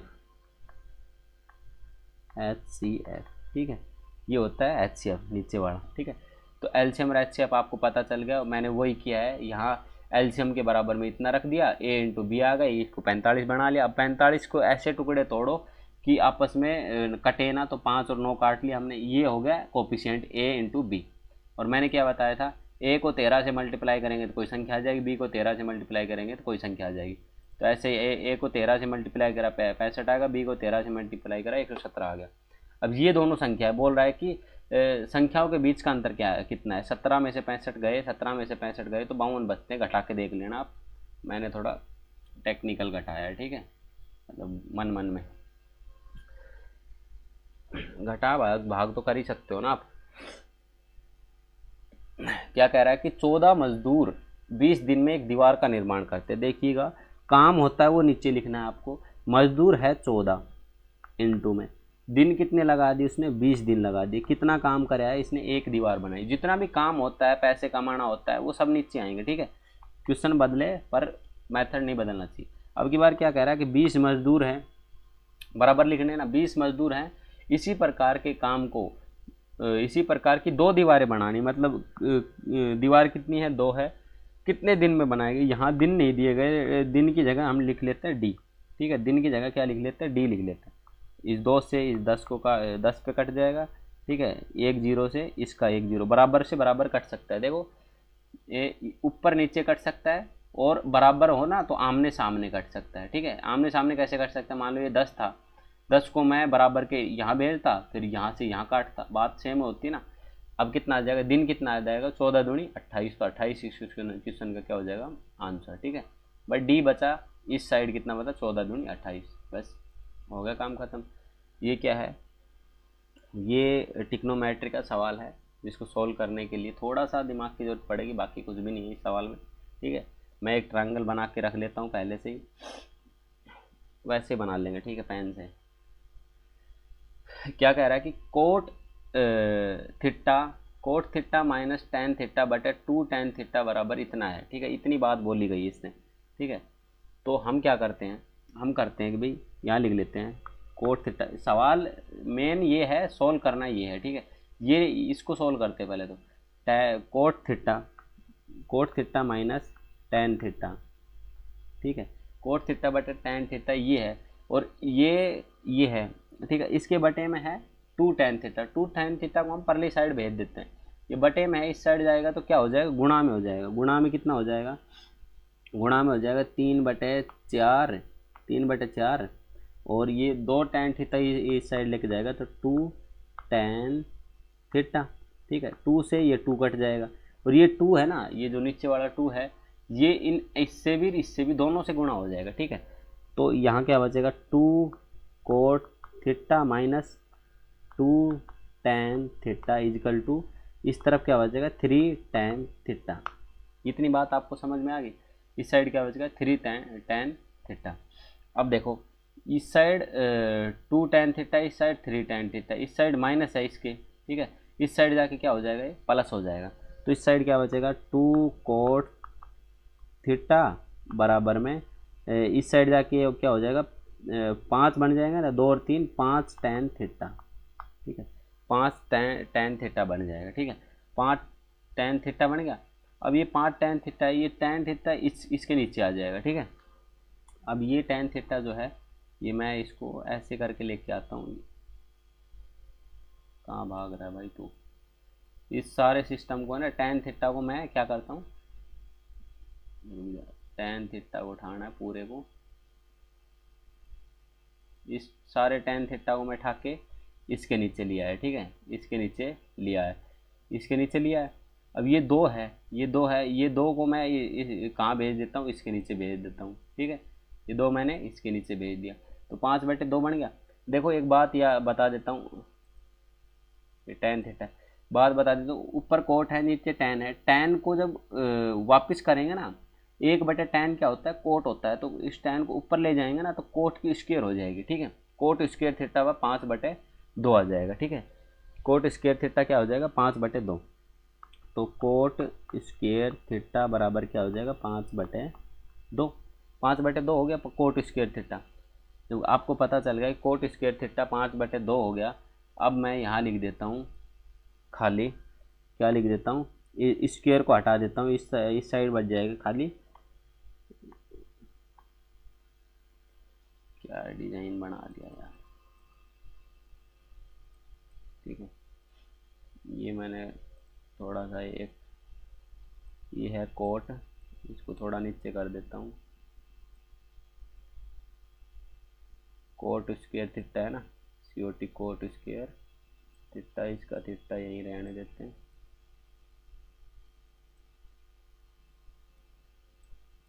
ये बराबर इस साइड।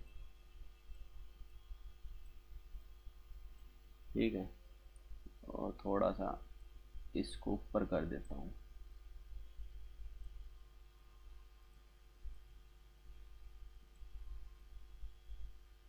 ठीक है, अब सब सही समझ में आ रहा है। कोट थीटा बटे टेन थीटा बराबर 5/2। ठीक है, 5/2। और ये टेन थीटा ऊपर जाके कोट स्क्वायर थीटा बटे 5/2 आ जाएगा। ठीक है, अब मैं यहाँ लिखने वाला हूँ, यहाँ क्या लिखने वाला हूँ, मैं यहाँ लिखने वाला हूँ कोट स्क्वायर को हटाएंगे, स्क्वायर को हटाएंगे, दोनों साइड रूट करेंगे, तो इस साइड रूट करेंगे तो इस रूट से रूट कट जाएगा, इस साइड रूट करेंगे तो वो बच जाएगा इसके ऊपर। ठीक है, तो कोट की वैल्यू क्या आ जाएगी, ठीक है, कोट की वैल्यू क्या आ जाएगी, ये कहाँ भाग के जा रहा है, कोट की वैल्यू आ जाएगी हमारे पास, कोट इजकल टू आ जाएगा √5/2। ठीक है, √5/2 ये क्या आ जाएगा, कोट की वैल्यू आ जाएगी। ठीक है, अब भी कुछ गलत पलती लिखा गया, रुक जाइएगा, कोशिश करते हैं। ठीक, हाँ ये कोट की वैल्यू कितनी आ गई, √5/2। ठीक है, अब मैं नेक्स्ट पेज में इसको आगे थोड़ा सोल्व कर देता हूँ। ठीक है, नेक्स्ट पेज में क्या सोल्व करता हूँ, देखो हमने बनाई त्रिभुज। ठीक है, त्रिभुज ले लेता हूँ मैं, ये रेक्टेंगल। ठीक है, ये हमने बनाई। कोट की वैल्यू क्या होती है, लाल बटे कक्का, आपने सुनी होगी, लाल बटे कक्का, LAL/के लाल बटे कक्का। तो ये क्या होता है, साइन, साइन मतलब लंब बटे कर्ण, साइन। कोस क्या होता है, आधार बटे कर्ण, साइन। कोस टैन क्या होता है, लंब बटे आधार। ठीक है, साइन कोस टैन होगा, नीचे से गिनते हैं अब, नीचे से ऊपर की तरफ, साइन कोस टैन। अब होता है कोसिक, कोसिक क्या होता है, कर्ण बटे लंब, sign cos tan cosec. Secant क्या होता है, कोसिक सिक, सिक होता है ये कर्ण बटे आधार, cosec, sine cos tan cosec sec, secant. और कोट, कोट क्या होता है, आधार बटे लंब। तो आधार बटे लंब, आधार बटे लंब मतलब √5/√2। ठीक है, √5/√2, क्योंकि हमें पता है कि पिछले उसमें क्या है, ये तो है आधार, ये है लंब, तो √5/√2 क्या हो जाएगा, आधार। मतलब ये तो हो गया आधार, ये हो गया लंब। ठीक है, हमने भी यही लिखा है, ये आधार ये लंब।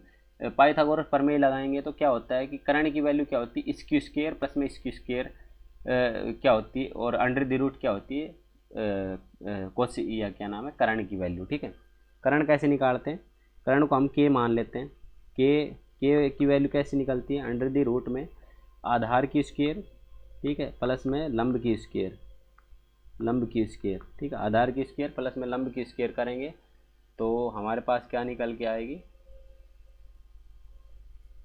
आधार की स्क्वायर प्लस में लंब की स्क्वायर करेंगे तो हमारे पास क्या निकल के आएगी, कर्ण निकल के आएगा। आधार कितना है, 5 है, तो 5 की स्क्वायर करें, √5 है तो 5 की स्क्वायर करेंगे तो यहाँ आएगा 5, यहाँ आएगा 2, 5 और 2 कितना हो जाएगा, 7।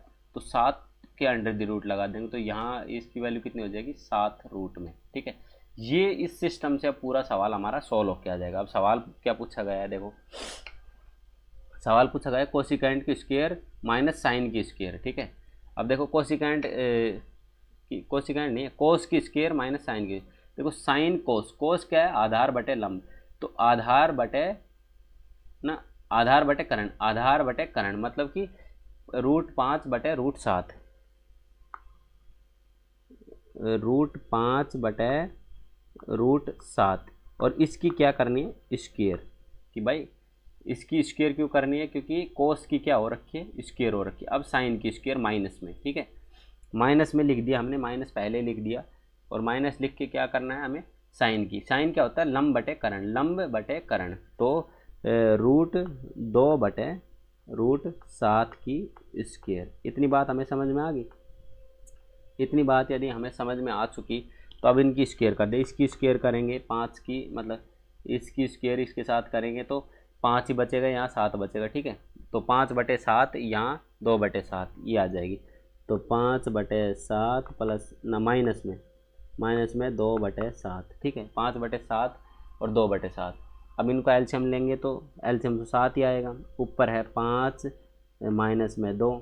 ठीक है, 5 माइनस में 2, 5 माइनस 2 गए तो 3/7, 3/7 इस क्वेश्चन का क्या हो जाएगा, आंसर हो जाएगा। तो अब देखते हैं ऑप्शन में 3/7 है या नहीं है, ये रहा 3/7, इस क्वेश्चन का क्या होगा, भावी उम्मीदवार होगा। ठीक है, जीतने वाला।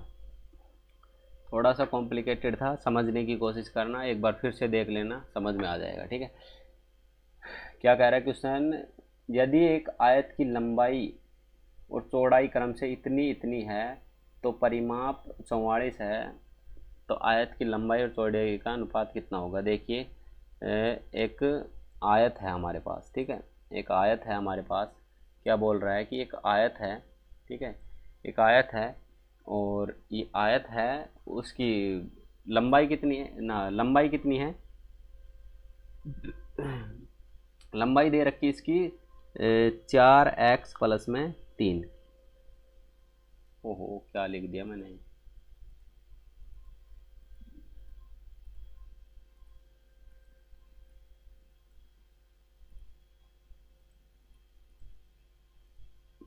काट देता हूँ इनको, पेंसिल लेता हूँ।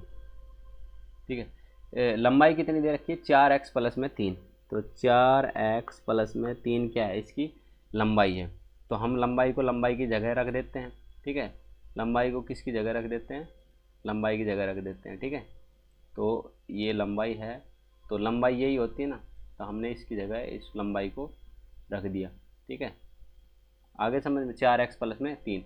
चौड़ाई कितनी है, 2x माइनस में मतलब 3x माइनस में 2।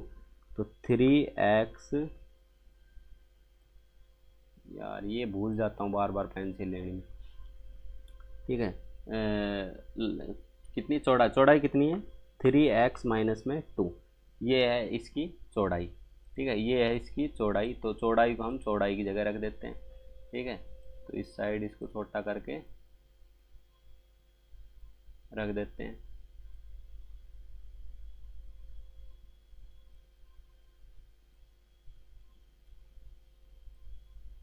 ठीक है, ये है इसकी चौड़ाई, मतलब ये, ठीक है, समझ में आ जानी चाहिए आपको।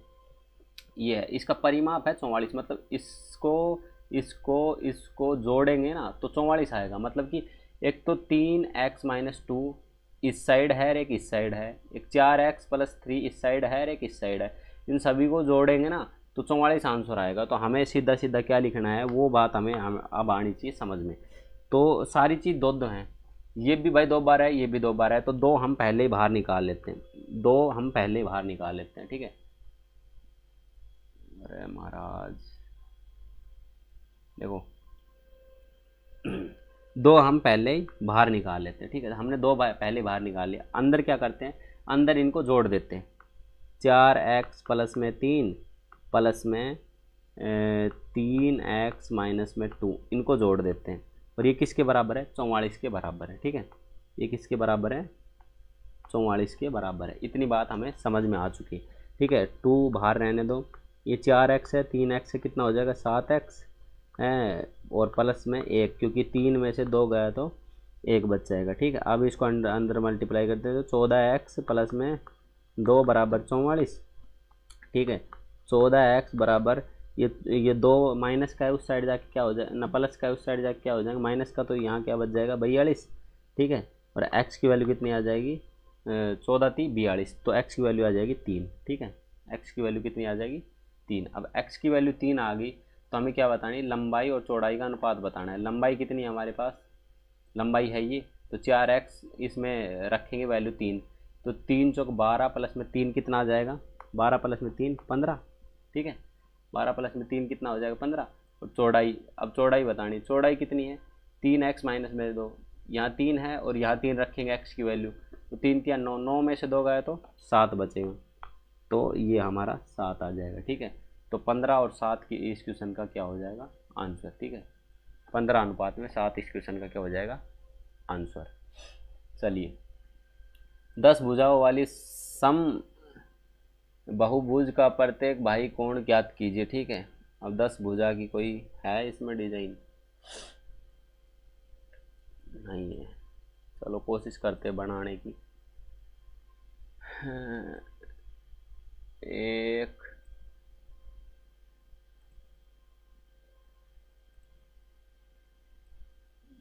दो,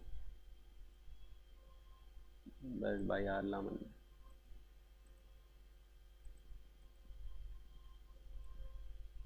3 4 5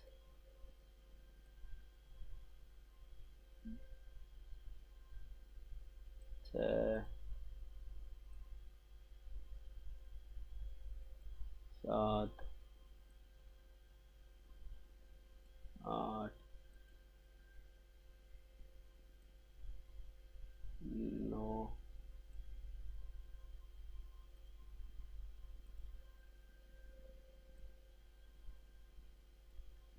10। ठीक है, इसको मैं इससे मिटा देता हूँ।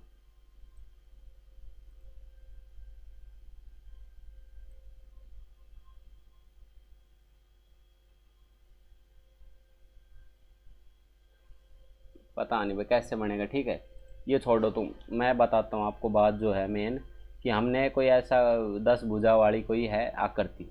आपको बस इतना याद रखना है, जो भाई भुजाओं का जो जोड़ होता है ना, भाई भुजाओं का जोड़, जैसे कि मान लो कि मैं आपको ये चित्र इसलिए बनाया था क्योंकि देखो यहाँ से ये डंडी है, और इस डंडी को जब आगे बढ़ाएंगे ना, हम ऐसे आगे बढ़ाएंगे तो ये जो कोण बचेगा, ये जो कोण बचेगा, फिर इसको आगे बढ़ाएंगे, ये जो कोण बचेगा, इसको जो आगे बढ़ाएंगे तो ये जो कोण बचेगा, इसको जो आगे बढ़ाएंगे तो ये जो कोण बचेगा।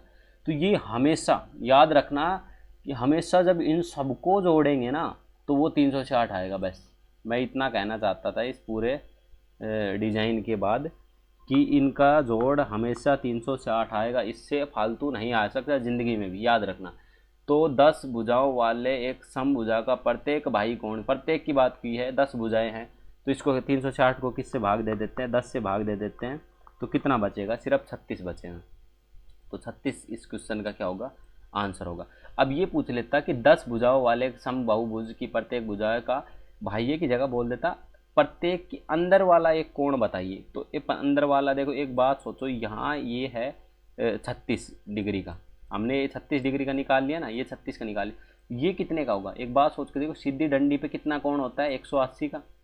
बस सीधी रेखा है कोई तो उसका कोण 180 का है। मान लो कि ये ऐसे, ये 36 निकाल दिया इसमें से बाहर, तो ये कितना बचा, 180 में से घटा देना भाई, वो अंदर का निकल जाएगा। ठीक है, मैंने दोनों बता दिया एक ही क्वेश्चन के अंदर। ठीक है, और वो भी पूछ लेते हैं कई बार, ये भी पूछ लेते हैं, तो कंफ्यूज नहीं होना, पहले बाहर का निकालना है जी। यहाँ जितना दे रखा है ना उतने को बाहर से 360 से डिवाइड कर देना, वो तो आ जाएगा बाहर का, उसमें से 180 में से घटा देना, वो आ जाएगा अंदर का। समझ गए, कंफ्यूज नहीं होने का और निकाल देने का। ठीक है, वो चीज़ आ जाएगी। चलिए नेक्स्ट क्वेश्चन की तरफ बढ़ते हैं कि 50 ओवरों के एक दिवसीय मैच में भारत के कैप्टन सहित 7 खिलाड़ियों ने इतने प्रति ओवर औसत से एक्स रन बनाए। यदि मैच में 5 खिलाड़ियों द्वारा बनाए गए रन की औसत 35 है, तो एक खिलाड़ी ने 17 रन बनाए हैं, तो एक्स ने कितने रन बनाए हैं, जो कि कैप्टन भी है ना। तो देखिए क्या कह रहा है कि 50 ओवरों में रन बनाए गए हैं, इतने के हिसाब से बनाए हैं। ठीक है, हर प्रति ओवर कितने रन बनाए हैं, 7.5 इंटू में 50 ओवरों तक बनाए हैं, तो पॉइंट हट के नीचे आ जाएगा, तो 0 बचेगा।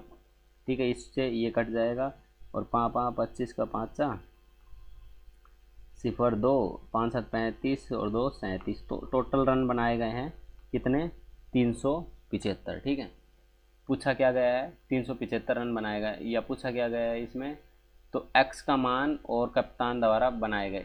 एक्स का मान तो हमने निकाल लिया 375, क्योंकि ये क्या कह रहा है, पढ़ के देखिए एक बार, 7 खिलाड़ियों ने इतने की औसत से मतलब 7.5 रन प्रति ओवर की औसत से एक्स रन बनाए हैं। एक्स रन मतलब टोटल रन बनाए, टोटल रन हमने कितने बना लिए, 375। तो 375 तो 2 में है, तो ये तो ऑप्शन की छटनी तो होगी आधी। तो अब बता रहा है कि कप्तान के द्वारा बनाए गए रन और बताने हैं, तो हमें ये तो बाहर हो लिया और ये भी बाहर हो लिया, तुक्का भी लगाना है, तो तुक्का मतलब आपके पास टाइम कम है तो ये तो लगाना ही मत, ये तो बाहर हो लिए। ठीक है, दोनों ये और ये बचा। अब आगे निकालते हैं। ठीक है, क्या कह रहे हैं, 5 खिलाड़ियों द्वारा बनाए गए औसत रन है 35, तो मतलब 5 जनों ने 35 रन के हिसाब से बनाए, 5 जनों ने 35 रन एक जना ने बनाया, तो 5 ने कितना बनाया होगा, 5×25 और 5×15 150, 25 को 5 0 2 5 15 2 17 175 रन इन 5 जनों ने बनाया। ठीक है, 175 5 जनों ने बनाया है, और एक खिलाड़ी ने बनाया है 17 रन, एक खिलाड़ी ने बनाया 17 रन, तो टोटल इन 6 बंदों ने कितना रन बना दिया, 6 बंदों ने कितना रन बना दिया भाई। इनको जोड़ेंगे, 75 और 17 को जोड़ेंगे तो 7 और 5 12 को 2 0 1 8 1 9। ठीक है, और 192 रन, 192 रन इन 6 बंदों ने बनाए, 192 रन 6 बंदों ने बनाए, टोटल बंदे थे 7, तो 175 में से 192 2 घटा 375, हाँ 375 में से 192 घटा दो, कितने बचेंगे, 375 में से 92 घटाओगे तो 3 बचेगा, और ये 8 बचेगा। ठीक है, 8 बचेगा, 183 बचेंगे, मतलब जो 7वां बंदा था उसने 183 रन बनाए भाई। ये क्वेश्चन का क्या हो जाएगा, आंसर। ठीक है, ये क्वेश्चन का क्या हो जाएगा, आंसर। ये भी हो गया गलत। भाई 175 रन तो टोटल बनाए, एक्स की वैल्यू तो 175 ना 375 आ गई, और सातवें कैप्टन द्वारा बनाए गए रन कितने 183। भाई शतक से भी ऊपर मार गए। तो सबसे बड़ी संख्या ज्ञात कीजिए, इतने इतने से विभाजित करने वाले लग और हर बार शेषफल 3 बचे। बहुत ही शानदार लजीज क्वेश्चन है, जिसको सोल्व करने के लिए देखिए ये क्या कह रहा है, सबसे बड़ी संख्या ज्ञात कीजिए जो इतने इतने को भाग करे तो प्रत्येक में शेष 3 बचे। तो पहली बात है, इनको ऐसा कोई ढूंढ के निकाले जो इनको सबको भाग दे रहा है, तो 0 बना देगा वो, ठीक है, वो तो सबसे कट जाएगा। 3 शेष बचाने, तो हम पहले 3 ही घटा लेते हैं इससे, इनमें से पहले 3 ही घटा लेते हैं, ठीक है। तो 165 में से 3 गए तो कितने बचेंगे 162, ठीक है। अरे यार 165 में से 3 गए तो 162, ठीक है। और 246 में से 3 गए तो 244, ठीक है, 244 नहीं 243, ठीक है। और 300 में से 3 गए तो 297, ठीक है। और 400 में से 3 408 में से 3 गए तो 405। अब ये है हमारे पास मेन संख्या कि 162, 243, 297 और 405। इनका ऐसी कोई संख्या हो जो इनको जब भाग दें तो शेषफल बचे ही ना, ठीक है, इनको पूरा पूरा काटे, वो कौन सी संख्या है इसमें से, वो ही इस क्वेश्चन का क्या हो जाएगा आंसर। देखिए अब मैं इसको ऑप्शन वाइज भी निकाल सकता हूँ चाहूँ तो, ठीक है। ऑप्शन वाइज कैसे निकाल सकते हैं, देखिए 21 को इससे मल्टीप्लाई भाग करके देखो, इससे भाग करोगे ना 21 को, ये नहीं कट रहा, साफ साफ दिख रहा है कि 21 से ये नहीं जा रहा है भाग, ठीक है। ये 21 से भाग नहीं जा रहा है तो ये 21 बाहर ही हो गया, ठीक है।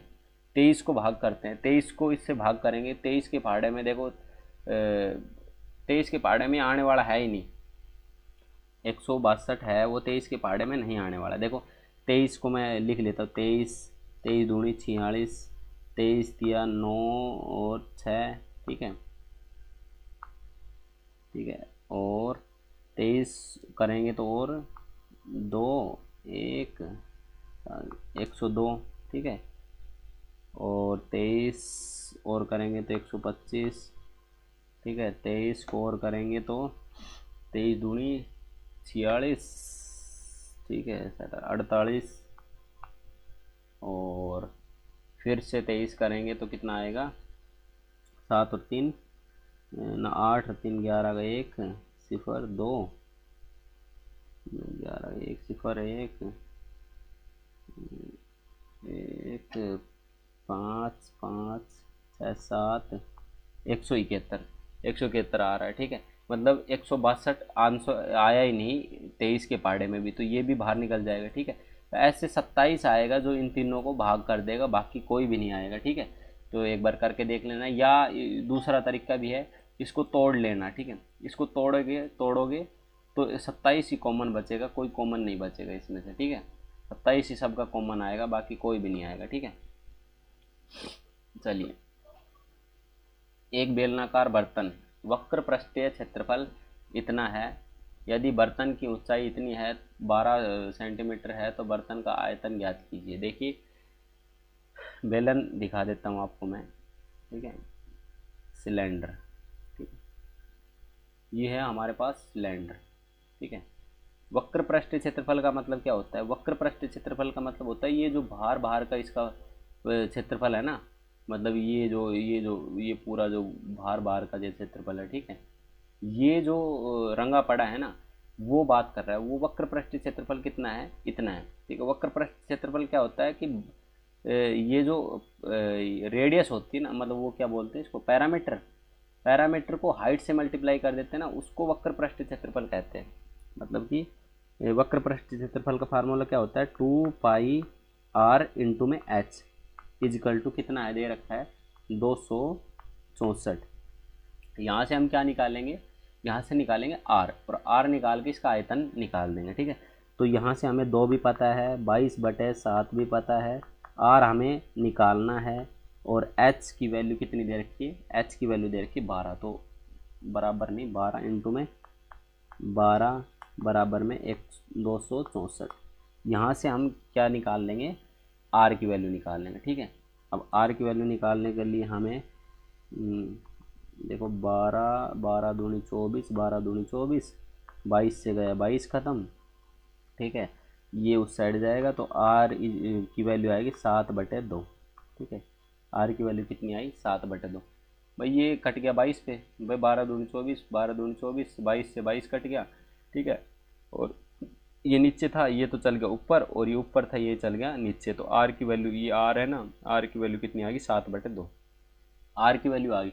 आयतन बताना। अब आयतन का फॉर्मूला क्या होता है, नीचे का क्षेत्रफल और उसको हाइट से मल्टीप्लाई कर दो। नीचे का क्षेत्रफल मतलब कि पाई आर स्क्वायर इंटू में एच, ये होता है आयतन का फार्मूला, बेलन के आयतन का फार्मूला। इसमें रखनी है वैल्यू और बात खत्म। आर की वैल्यू कितनी है, 7/2।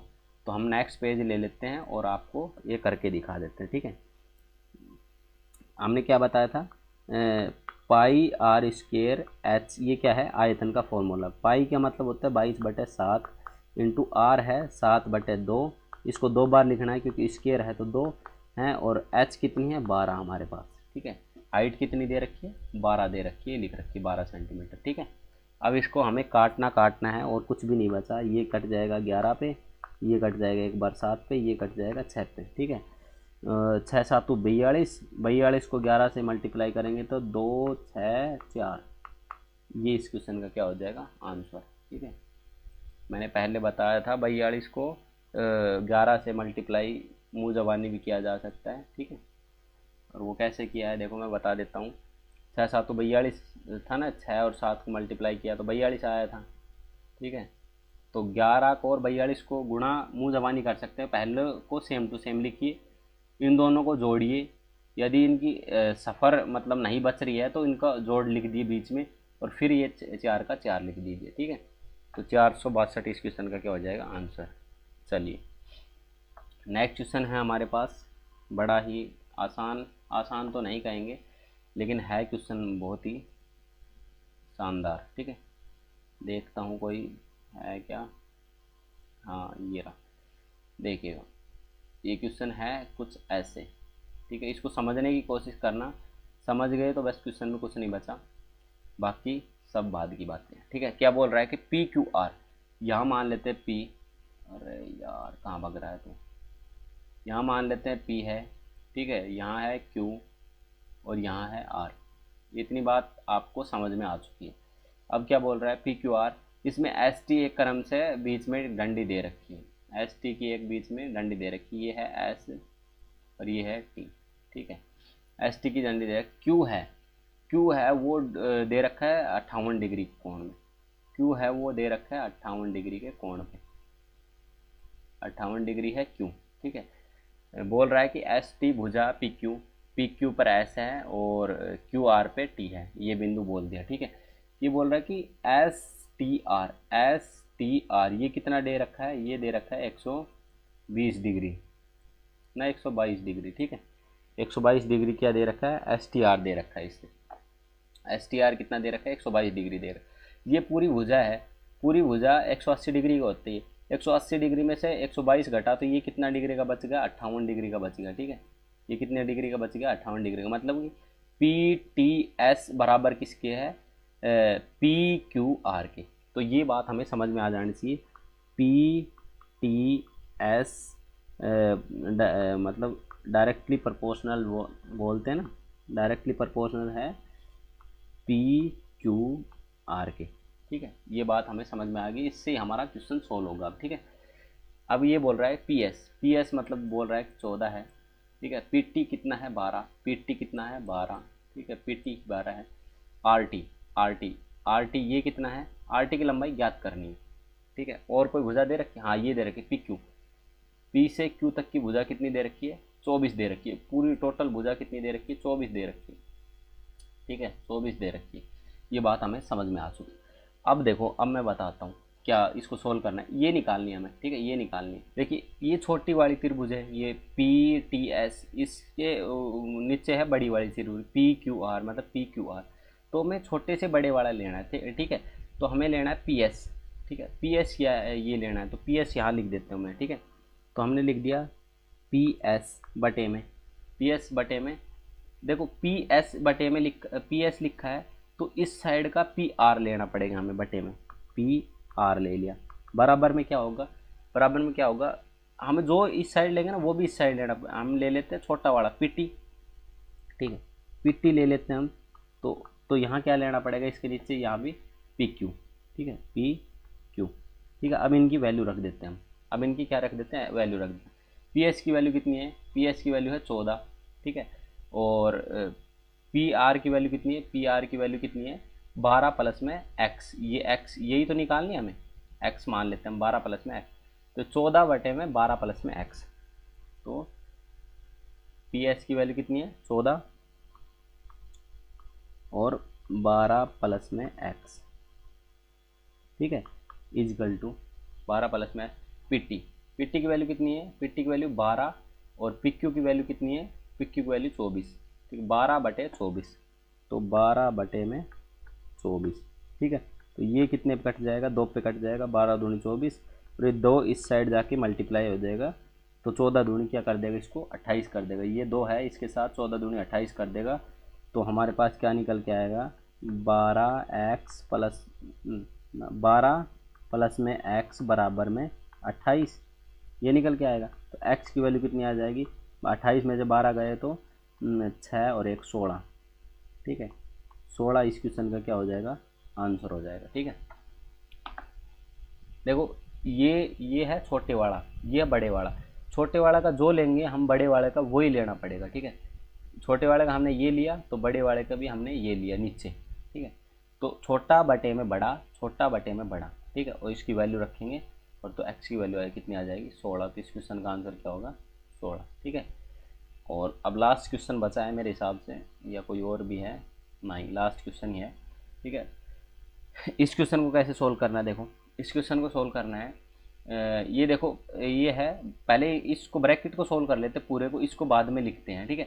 1/5 है हमारे पास, 1/5 है हमारे पास, इंटू में क्या है 576 डबल जीरो है, तो 576 होता है 24 का, देखो एक रूट लग रहा है, देखो रूट लग रहा है, तो ये है 24 और 2 जीरो का बना देते हैं 1 जीरो, तो ये कितना आ जाएगा 240 बच जाएगा, सिर्फ ही 240 बच जाएगा। इंटू में क्या है 12.5%, 12.5% को कितना लिख सकते हैं हम, 1/8 लिख देते हैं, तो 8 या 24 और 5 है 30, तो ये जो पूरा ब्रैकेट था, इस पूरा ब्रैकेट का मतलब कितना निकल के आया है 6, ठीक है। इस पूरे ब्रैकेट का आंसर क्या निकल के आया 6। अब इसको इससे सोल्व कर लेते हैं, इसको इससे सोल्व कर लेते हैं, तो 200 पहले भाग करते हैं, तो 15 से भाग दे देते हैं, पहले 15 से भाग देते हैं, इंटू में 6 है, इंटू में 6 है, पहले इसको भाग दे लेते हैं, तो 5 या 15, ठीक है, 5 या 15 और 5 चौक 20, ठीक है, 40/3, और इसको अब इससे 2 से काट देते हैं, 3 दूनी 6, और 40 इंटू में 2 करेंगे तो 80 इस क्वेश्चन का क्या हो जाएगा, आंसर हो जाएगा भाई, 40 इंटू में 2 80 इस क्वेश्चन का क्या हो जाएगा, आंसर हो जाएगा, ठीक है। तो आज ये लास्ट क्वेश्चन था, ख़त्म हो गया। आपको वीडियो कैसी लगी बताना ज़रूर मुझे कमेंट करके, ठीक है। और आप नए हैं तो चैनल को सब्सक्राइब कर ले, रेडार डेली अपडेट हमारा चैनल का नाम है, ठीक है। अपने दोस्तों को बताएं, railway D group, railway NTPC और हरियाणा सीईटी, इन सभी के लिए फिजिक्स का न्यूमेरिकल क्वेश्चन, ठीक है, फिजिक्स का न्यूमेरिकल क्वेश्चन और मैथ और रीजनिंग की प्रैक्टिस मैंने शुरू कर रखी है, ठीक है। और देखना ना भूलें, और मिलते हैं एक नेक्स्ट वीडियो के साथ। और शॉर्ट्स वीडियो मैंने बना रखी है जीके की, उनको देखें आप, हर 10 दिन में एक बार रिवाइज करें, क्योंकि उसमें शॉर्ट ट्रिक्स इतनी मस्त मस्त बना रखी, मैंने प्ले लिस्ट डाल रखी पूरी, उसको देखोगे आपको बहुत ज़्यादा फ़ायदा होगा उससे, ठीक है। मिलते हैं एक नेक्स्ट वीडियो में, तब तक के लिए जय हिंद, जय भारत, धन्यवाद।